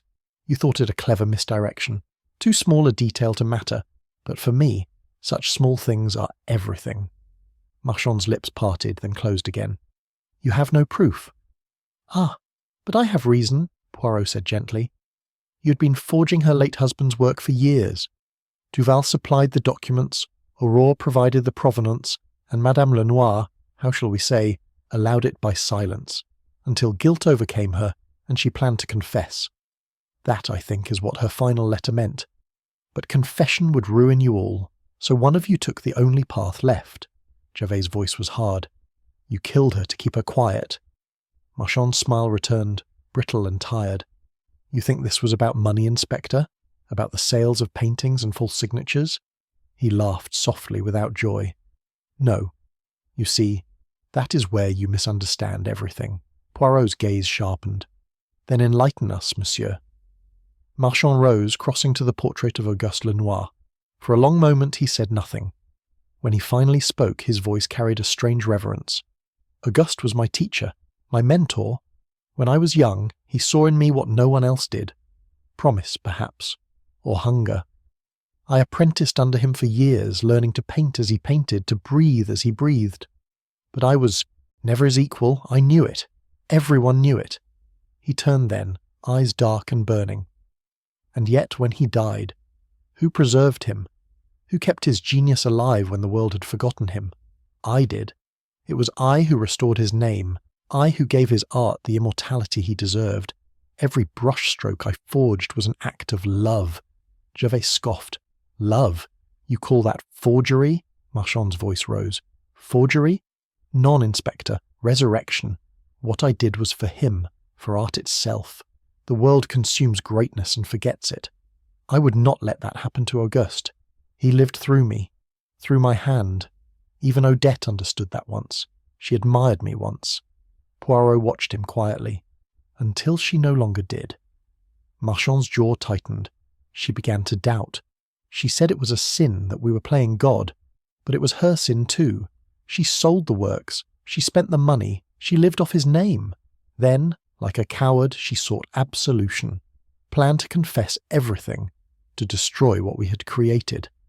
"And so," Poirot said softly, "you destroyed her instead."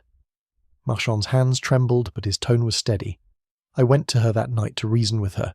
She would not listen. She mocked me, said she would burn the paintings herself. I tried to stop her, but she struck me, called me a parasite. The ashtray was on the mantel." His voice faltered. I didn't mean to." The words broke apart. For a moment he looked like a man waking from a dream. Then he sank into the chair opposite Poirot, eyes hollow. "You cannot understand, monsieur. I did not kill for greed. I killed because she wanted to erase him, to erase us. Poirot's expression softened, though the light in his eyes did not. Ah, yes, the eternal vanity of the artist. You wished not only to preserve his genius, but your own reflection within it. Marchand met his gaze. Is that so wrong? To be remembered? To leave beauty behind, even if it was born in deception? Wrong, Poirot said gently. Non, but tragic, yes. You wished to create immortality through imitation. Yet what you created instead was ruin. That, monsieur, is the irony of your masterpiece. The room fell silent except for the faint ticking of a distant clock. Javert stepped forward, handcuffs glinting faintly in the morning light. But Poirot lifted a hand. Wait. He looked again at the portrait of Auguste Lenoir, the proud, haunted face, the knowing eyes. Tell me, Marchand, who painted that? Marchand followed his gaze, and for the first time his mask cracked into something almost childlike. I did, he whispered. After I killed her, I had to paint him one last time. I needed him to forgive me. Poirot nodded slowly. And did he? Marchand looked up, tears bright in his eyes. No, he never forgave anyone.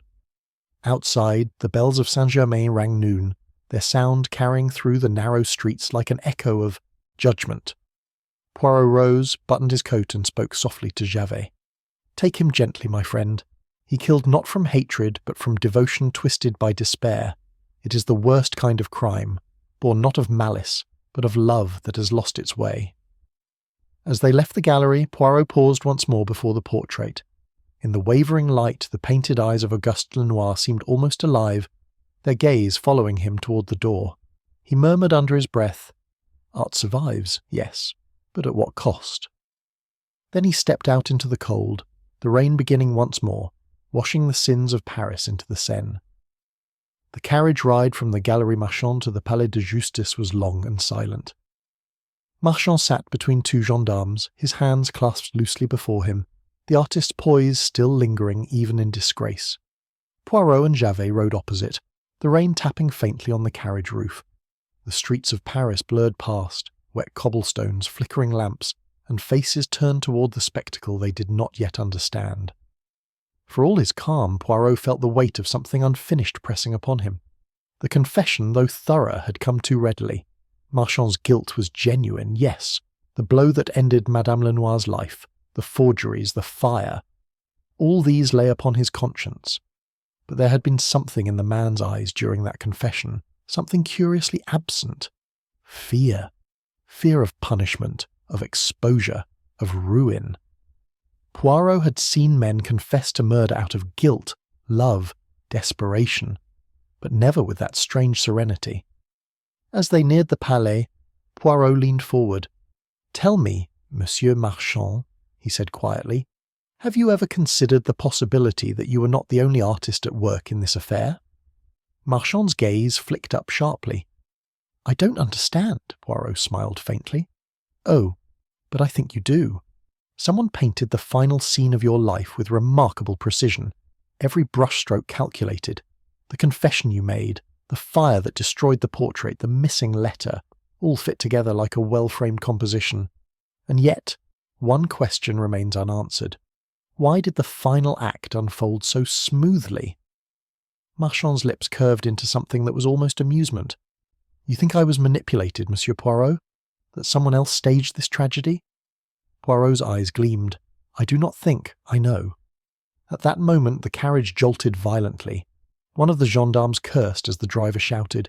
The wheel struck something, or someone, and before they could react the door was flung open from outside. A cloud of rain and cold air swept in, along with a gloved hand gripping a pistol. The gunman fired once. The bullet shattered the carriage lamp, plunging them into darkness. Javert drew his revolver, shouting for the driver to stop. But the driver did not stop. He was slumped over the reins, blood darkening. His coat. The horses bolted. Poirot ducked low, pulling Marchand to the floor. Mon Dieu, keep down! The carriage careened through the narrow street, the wheels screaming as it turned a corner. Another shot rang out, this one striking the window frame inches from Poirot's shoulder. Then, as suddenly as it began, it ended. The carriage struck a post and overturned with a thunderous crash. When Poirot opened his eyes, rain poured through the shattered roof. Javert was already climbing out, bleeding from a cut on his forehead. The gendarmes lay stunned but alive. But Marchand was gone. Javert swore under his breath. He's escaped. Poirot struggled to his feet, his face pale but his mind sharp. No, my friend, he has been taken. Within the hour the streets were sealed, but the fog had swallowed their quarry whole. By dawn, only the wreckage remained, and a single clue, half buried in the mud where the carriage had overturned, a black glove, slender, perfumed faintly with jasmin noir. Poirot turned it over in his hand. "Ah," he murmured, "so the curtain rises again." That evening Poirot stood in the dim light of Aurore Delval's apartment. She had returned to Paris quietly, her performance of grief perfectly measured. The police had questioned her once, briefly, but released her for lack of evidence. When Poirot arrived unannounced, she did not appear surprised. "Monsieur Poirot," she said softly, offering him tea as though welcoming an old friend. "I feared you might come," he smiled politely. "Then you know why I am here." Her eyes flicked toward the fireplace, where a single log burned, its glow reflecting on the polished mantelpiece. "To ask me about Marchand, I suppose. I read of the escape in this morning's paper. Terrible." Poirot's gaze swept the room, every object in its place, every surface gleaming. Yet the perfection felt unnatural, rehearsed. "You knew, of course, that he would never reach the Palais alive." Her expression did not change. "You think I had something to do with that?" "I think," Poirot said gently, "that the man who killed Madame Lenoir and the man who confessed to it are not one and the same. Not entirely. Marchand killed her, yes, but not of his own will. Someone guided his hand, knowing precisely how to ignite his passion, how to make his guilt his own undoing." She laughed softly. "You flatter me, monsieur. I am no mastermind." Poirot took a slow step closer. "Non, you are an actress. You understand the art of emotion, the manipulation of scene and sentiment. When Madame Lenoir reached out to you for reconciliation, you saw an opportunity. You had lost everything, your career, your reputation, the fortune that Auguste Lenoir once promised you, and in her attempt at repentance you saw the weapon you needed." Her smile faded. "You have quite the imagination."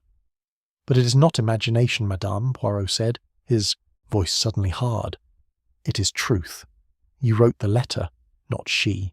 You placed it behind the photograph to ensure I would find it. You led Marchand to believe that Madame Lenoir intended to expose them all, knowing his fragile devotion would drive him to despair. You counted on his guilt to silence you forever." Aurore's face remained calm, but her eyes glittered like glass. "And the fire?" "Also yours," Poirot said softly. "You returned to Fontainebleau after his arrest, destroyed the portrait that linked you both, and set the blaze to erase every trace. But you made one mistake. You came too close to the flames. The glove I found, it bears the same perfume you wear even now, jasmin noir, a scent that lingers upon guilt like smoke upon ash." For a long moment the silence was complete save for the crackle of the fire. Then Aurore sighed, her voice low, almost tender. "You are clever, monsieur. Too clever. But you see, you make one error. You think I cared about money or reputation. You think I feared exposure." Poirot's eyes narrowed. "Then why, madame? Why all this?" Her gaze drifted toward the fire, her face illuminated by its glow. "Because she destroyed him," she whispered. "Auguste, my Auguste. She stole him from me, his art, his love, his soul. She married him, buried him, and claimed his name as her own. He would have painted me. He promised. But she took it. She took everything. I only wanted justice, or perhaps revenge. In the end, they are the same." Poirot's voice softened. "And so you painted your revenge upon others, Marchand, Duval, even the boy. You made them actors in your tragedy." Aurore's lips trembled. "They were willing players. I merely gave them their roles." Poirot stepped closer, his tone steady but grave. "And now, madame, the play is over. You have written your final scene. Will you go with dignity, or must we drag you from it?" For the first time, fear flickered across her face, not of punishment, but of the truth laid bare. Then, almost serenely, she turned back to the fire. "No, Monsieur Poirot, I will not be taken. You forget. I was always the one to decide when the curtain falls." Before he could move, she reached into the folds of her gown. Poirot lunged forward, but too late. The sharp crack of a pistol shattered the stillness. Aurore Delval collapsed beside the hearth, her final breath escaping in a sigh that might have been applause. Javert burst through the door moments later, revolver drawn. Poirot stood over the body, eyes heavy with something deeper than sorrow. "She played her role to the end," he said quietly, "and like all great actresses, she would not share the stage for her final act." The fire dimmed, the room filling with the scent of smoke and jasmine. Poirot turned toward the window, the dawn just breaking beyond the mist. "The truth, my friend," he murmured, "is always a cruel audience." The dawn that followed Aurore Delval's death was strangely still. The rain had stopped, leaving the streets gleaming like glass, and yet the air in her apartment felt heavy, motionless, as though it refused to breathe. Poirot stood by the window, his silhouette framed against the faint gold of morning, his eyes fixed not on the rising sun but on the reflection of the room behind him. Javert was speaking quietly with the coroner, but the detective hardly listened. It should have been over. The culprit was dead, the confession clear, the motives laid bare. And yet Poirot's little grey cells, restless and unyielding, whispered of something unfinished. There was harmony in the music of the crime, and then a single discordant note that would not fade. He turned slowly to face Javert. "Mon ami," he said softly, "you will arrange for the formal statement, yes? The case, I fear, is not quite as tidy as it appears." Javert frowned. Not tidy. She confessed with her own lips, or near enough. She killed Madame Lenoir, manipulated Marchand, burned the evidence. What more could there be? Poirot's voice was calm. "If that were all, Inspector, I would sleep soundly tonight. But there is one small detail that troubles me, one whisper from the ashes." He crossed the room to Aurore's writing desk, where a faint trace of smoke still lingered. The surface was immaculate, every item neatly aligned, save for a single sheet of paper that had fluttered to the floor during the chaos. Poirot bent to retrieve it. It was blank, or so it seemed. But when he held it against the light, faint indentations appeared, the ghost of words once written and removed. He smiled faintly. Ah, the shadow of a letter. Using the side of a pencil, he rubbed gently across the surface until the lines emerged, pale but legible. His eyes moved swiftly across them, his expression darkening as he read. "What is it?" Javert asked, stepping closer. Poirot looked up slowly. A letter addressed to the magistrate, but not written by Aurore Delval. It is in the same handwriting as the first letter, the one we believe to be Madame Lenoir's confession. Javert blinked. "You mean both were forgeries?" "Oui. And that, my dear Javert, changes everything." For the next hour, Poirot worked in silence. He compared the indentations, the flourishes of certain letters, the spacing between words. The pattern was precise, too precise for emotion, too cold for a woman in torment. When he finally spoke, his voice was low and measured. "This hand belongs neither to Aurore nor to Madame Lenoir.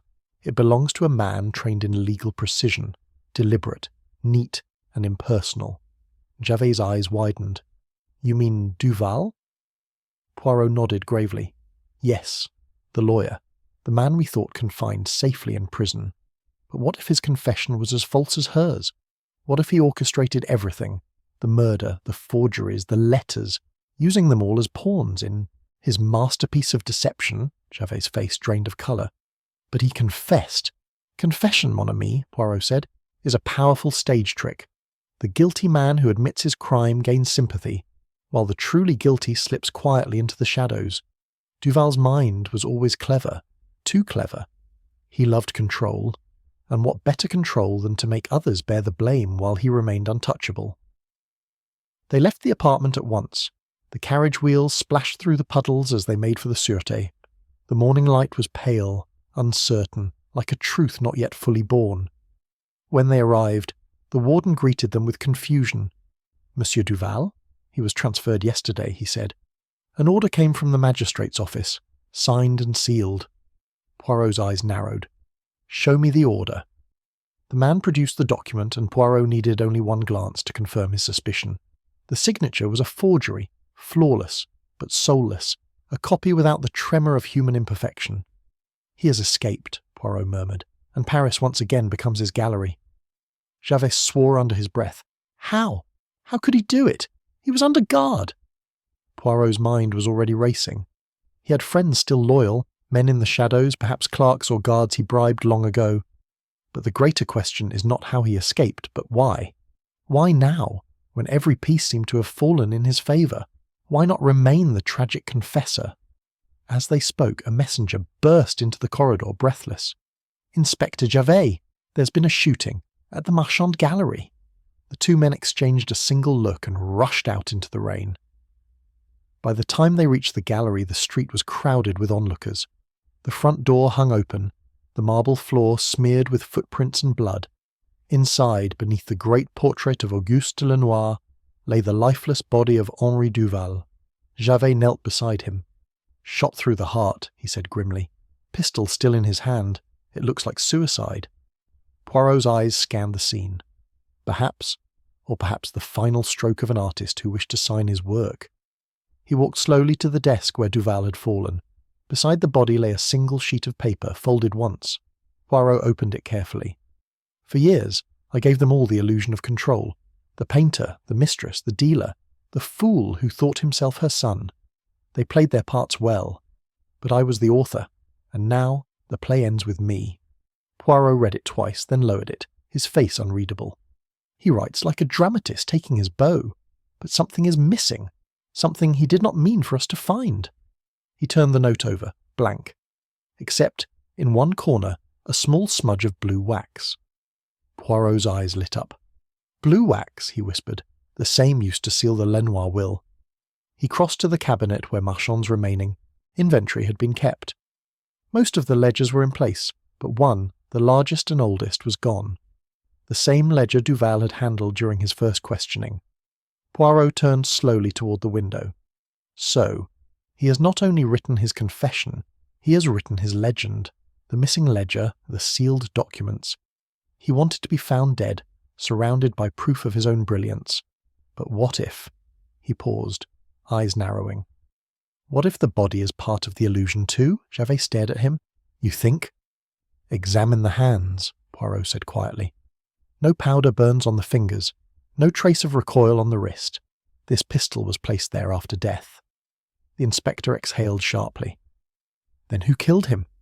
Poirot's gaze drifted toward the portrait above them, Auguste Lenoir's painted eyes, cold and serene.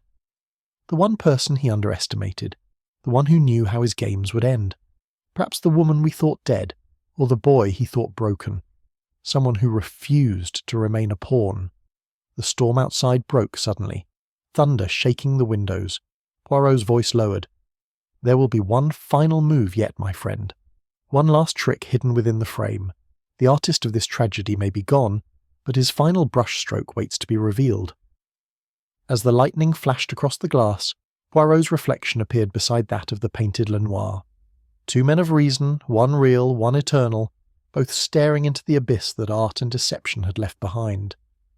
"Ah," Poirot murmured, half to himself, "the masterpiece is unfinished after all." The storm outside had dwindled to a low, steady drizzle by the time the police had sealed the gallery. Poirot stood motionless beside Duval's body, the echoes of thunder fading into silence. His face, usually calm with composure, bore an expression of quiet intensity, as though the little grey cells within him refused to rest, still turning over the final pieces of a puzzle that resisted closure.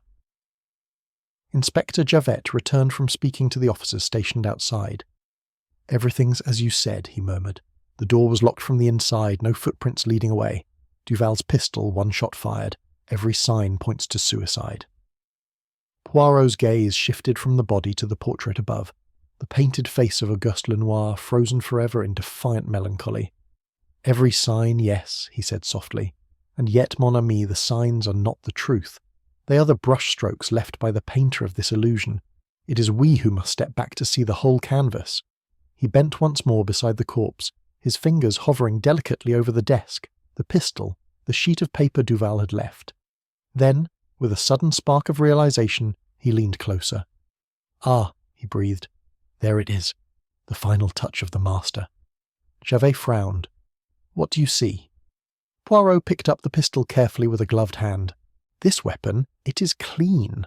No oil, no powder dust, nothing. A man who has fired it cannot make it shine so quickly. It was polished before it was placed here. And see, his left sleeve, powder residue. He was right-handed, Inspector. The man did not shoot himself," Javert cursed softly. "Then someone killed him after all." Poirot nodded slowly, and with great artistry. They wished the world to think the tragedy complete, the curtain drawn. Yet in the perfection of the act they revealed themselves, for only one who cannot abide imperfection would polish the weapon that killed him. He rose and turned toward the portrait. "Tell me, Inspector, did you notice the frame?" Javert squinted. "The frame?" Poirot stepped closer. "Oui, the gilding is new, brighter than the others in the room.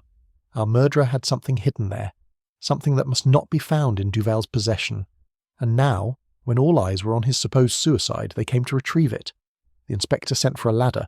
Within moments, Poirot was examining the upper edge of the frame. His fingertips brushed the seam and found it, a thin ridge of fresh adhesive. With a soft tug, a narrow slit opened, revealing a folded parchment sealed with blue wax.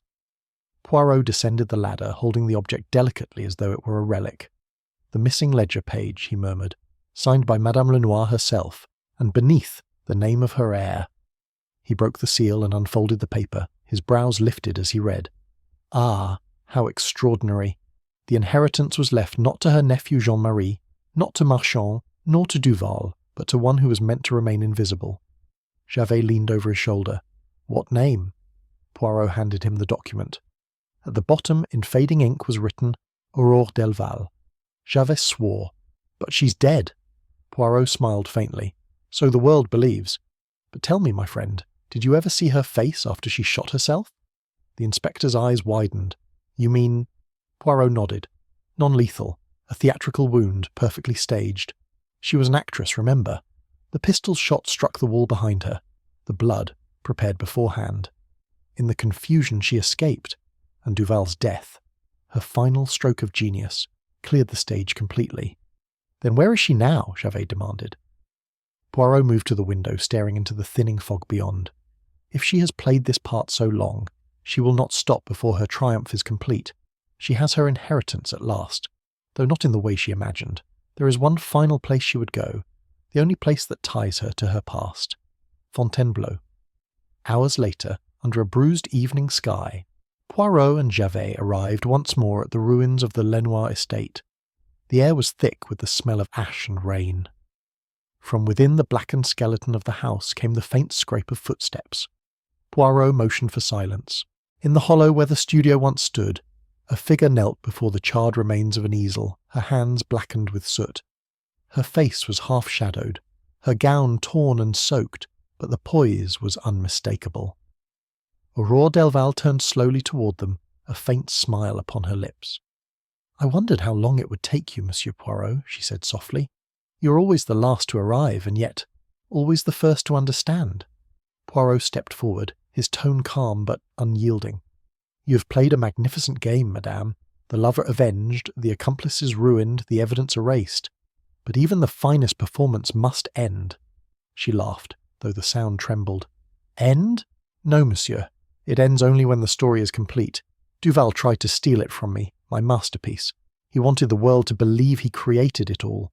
I could not allow that." Her eyes gleamed in the half-light, fevered yet proud. "Do you know what it is to live as a ghost in someone else's creation? To be remembered as a muse, never as the artist.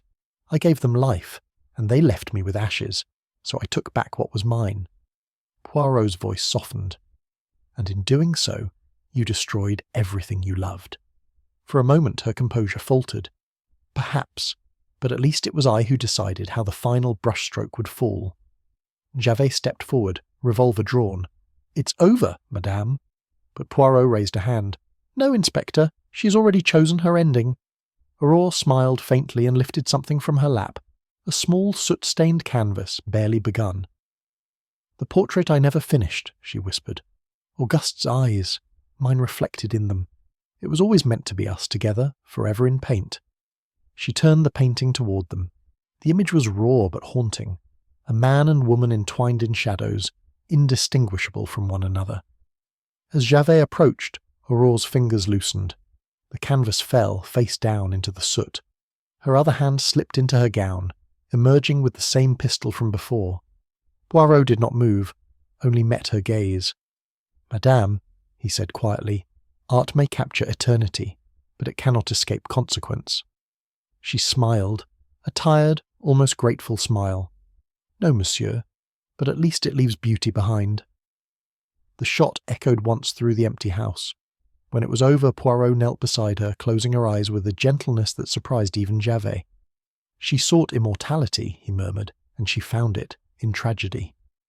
Outside, the last of the rain began to fall again, washing through the ruins, carrying the ashes of lies and love alike into the earth. Poirot stood beneath the broken archway, the wind tugging at his coat. Javert joined him silently. "So it ends," he said. Poirot shook his head. "Non, my friend. Justice. Ah, she's a capricious lady. Sometimes she arrives too late, sometimes not at all. But truth always finds her way. The masterpiece, Inspector, is not the painting nor the crime. It is the pattern left behind. And that, I think, we have now seen in full." He adjusted his hat, his silhouette framed against the fading storm. The light of dawn began to touch the horizon once more. Poirot glanced back one last time at the fallen canvas, half buried in ash, and murmured, "To pursue beauty at the cost of life, c'est la tragédie éternelle." Then, turning toward the road that led back to Paris, he added softly, almost to himself, "But even the darkest art reveals its truth in the end." The next morning the forest around Fontainebleau was silent except for the crows. They circled lazily above the ruins of the Lenoir estate, where smoke still drifted faintly from the dampened ashes. The gendarmes had gone, the bodies removed, the scene declared closed. Only Poirot remained, standing amid the desolation with his hat in his hands and a faraway look in his eyes. He moved slowly through what had once been the heart of creation, the studio where passion and deception had shared the same air. The morning light slanted through the broken beams, catching the edge of something half buried in soot. Poirot stooped, brushing the ash aside.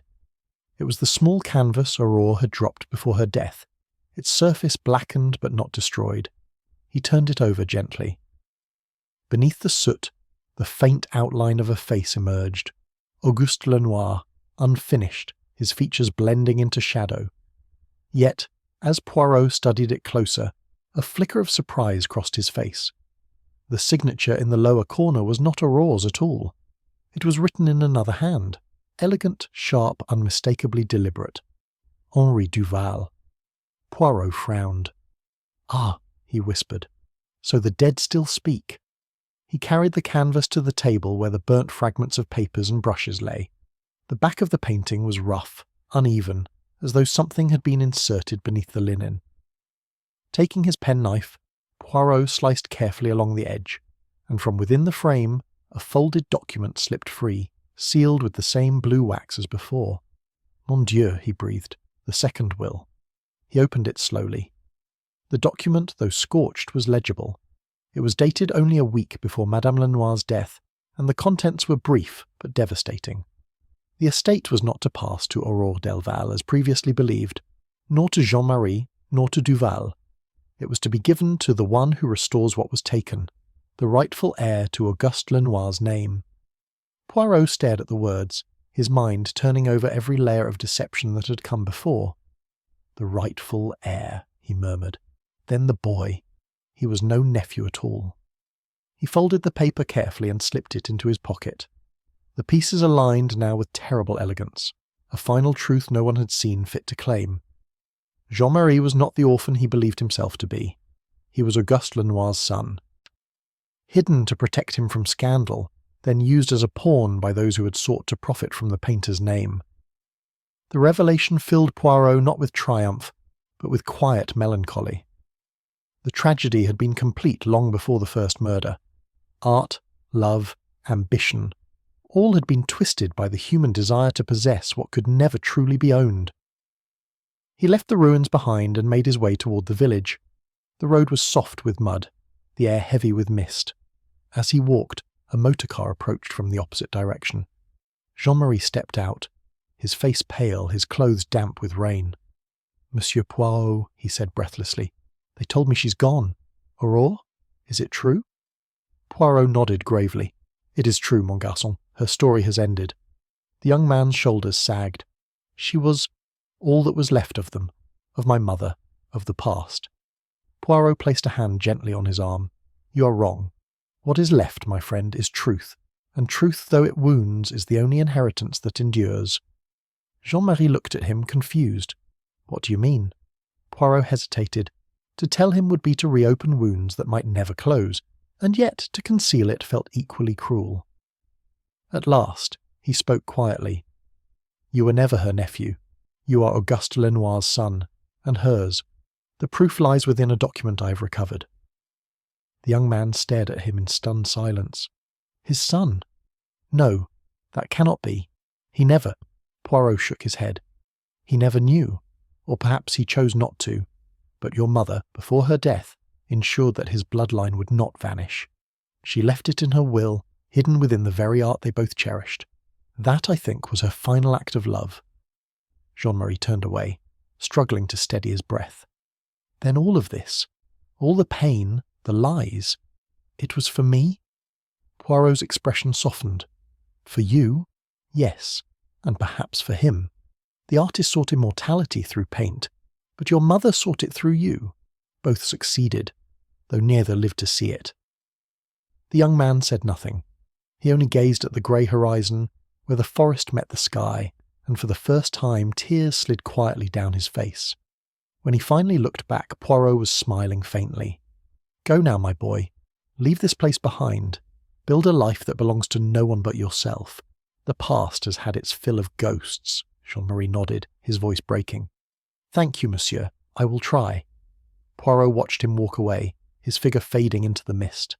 Then he turned toward the waiting carriage, his mind still turning over the final nagging detail, the small, almost invisible thing that refused to rest. He took the letter once more from his pocket. The wax seal bore a crest, not of the Lenoirs, but of a Parisian law firm long dissolved, and beneath the signature of Madame Lenoir, faint but visible, was another mark, a flourish at the edge of the parchment. Not Duval's, not hers, a symbol shaped like a serpent eating its tail. Poirot stared at it for a long moment. Then, very quietly, he said, "Ah, so even the dead are not finished with me." The carriage rattled down the road toward Paris, the countryside slipping by in soft, wet silence. Poirot leaned back, closing his eyes, but rest would not come. He saw again the serpent symbol, the loop of ink that devoured itself endlessly. It was not a mark of art.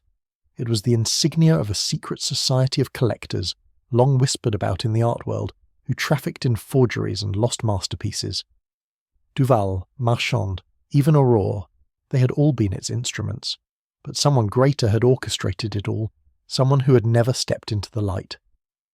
A single name echoed faintly in his mind, one that had appeared in the old gallery ledgers, almost erased but not entirely gone.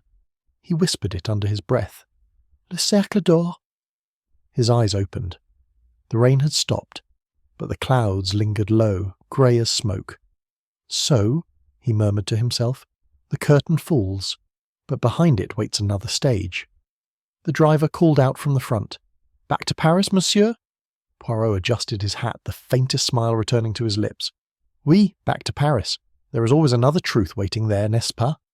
As the carriage rolled on through the morning fog, the detective looked once more at the faint mark on the parchment. It shimmered slightly in the light like a coiled shadow. Poirot tucked it carefully into his pocket, his mind already alive with questions. Outside, the world seemed quiet again. Too quiet. The forest whispered, the mist clung to the road, and somewhere behind them, beneath the ruins of the Lenoir estate, the last embers of a fire still smouldered faintly, refusing to die. Poirot's gaze drifted toward the horizon, where the clouds broke just enough for the sun to pierce through. "Yes," he said softly, almost to the air itself. "Perhaps a mystery never ends. It merely waits until it is seen." The carriage disappeared down the long, winding road toward the city, leaving behind only the faint tracks of its wheels in the mud. tracks that the next rain would soon wash away. But in the heart of Paris, somewhere in the smoke and gold of its crowded streets, another puzzle was already taking shape, waiting for the mind that never slept to uncover it.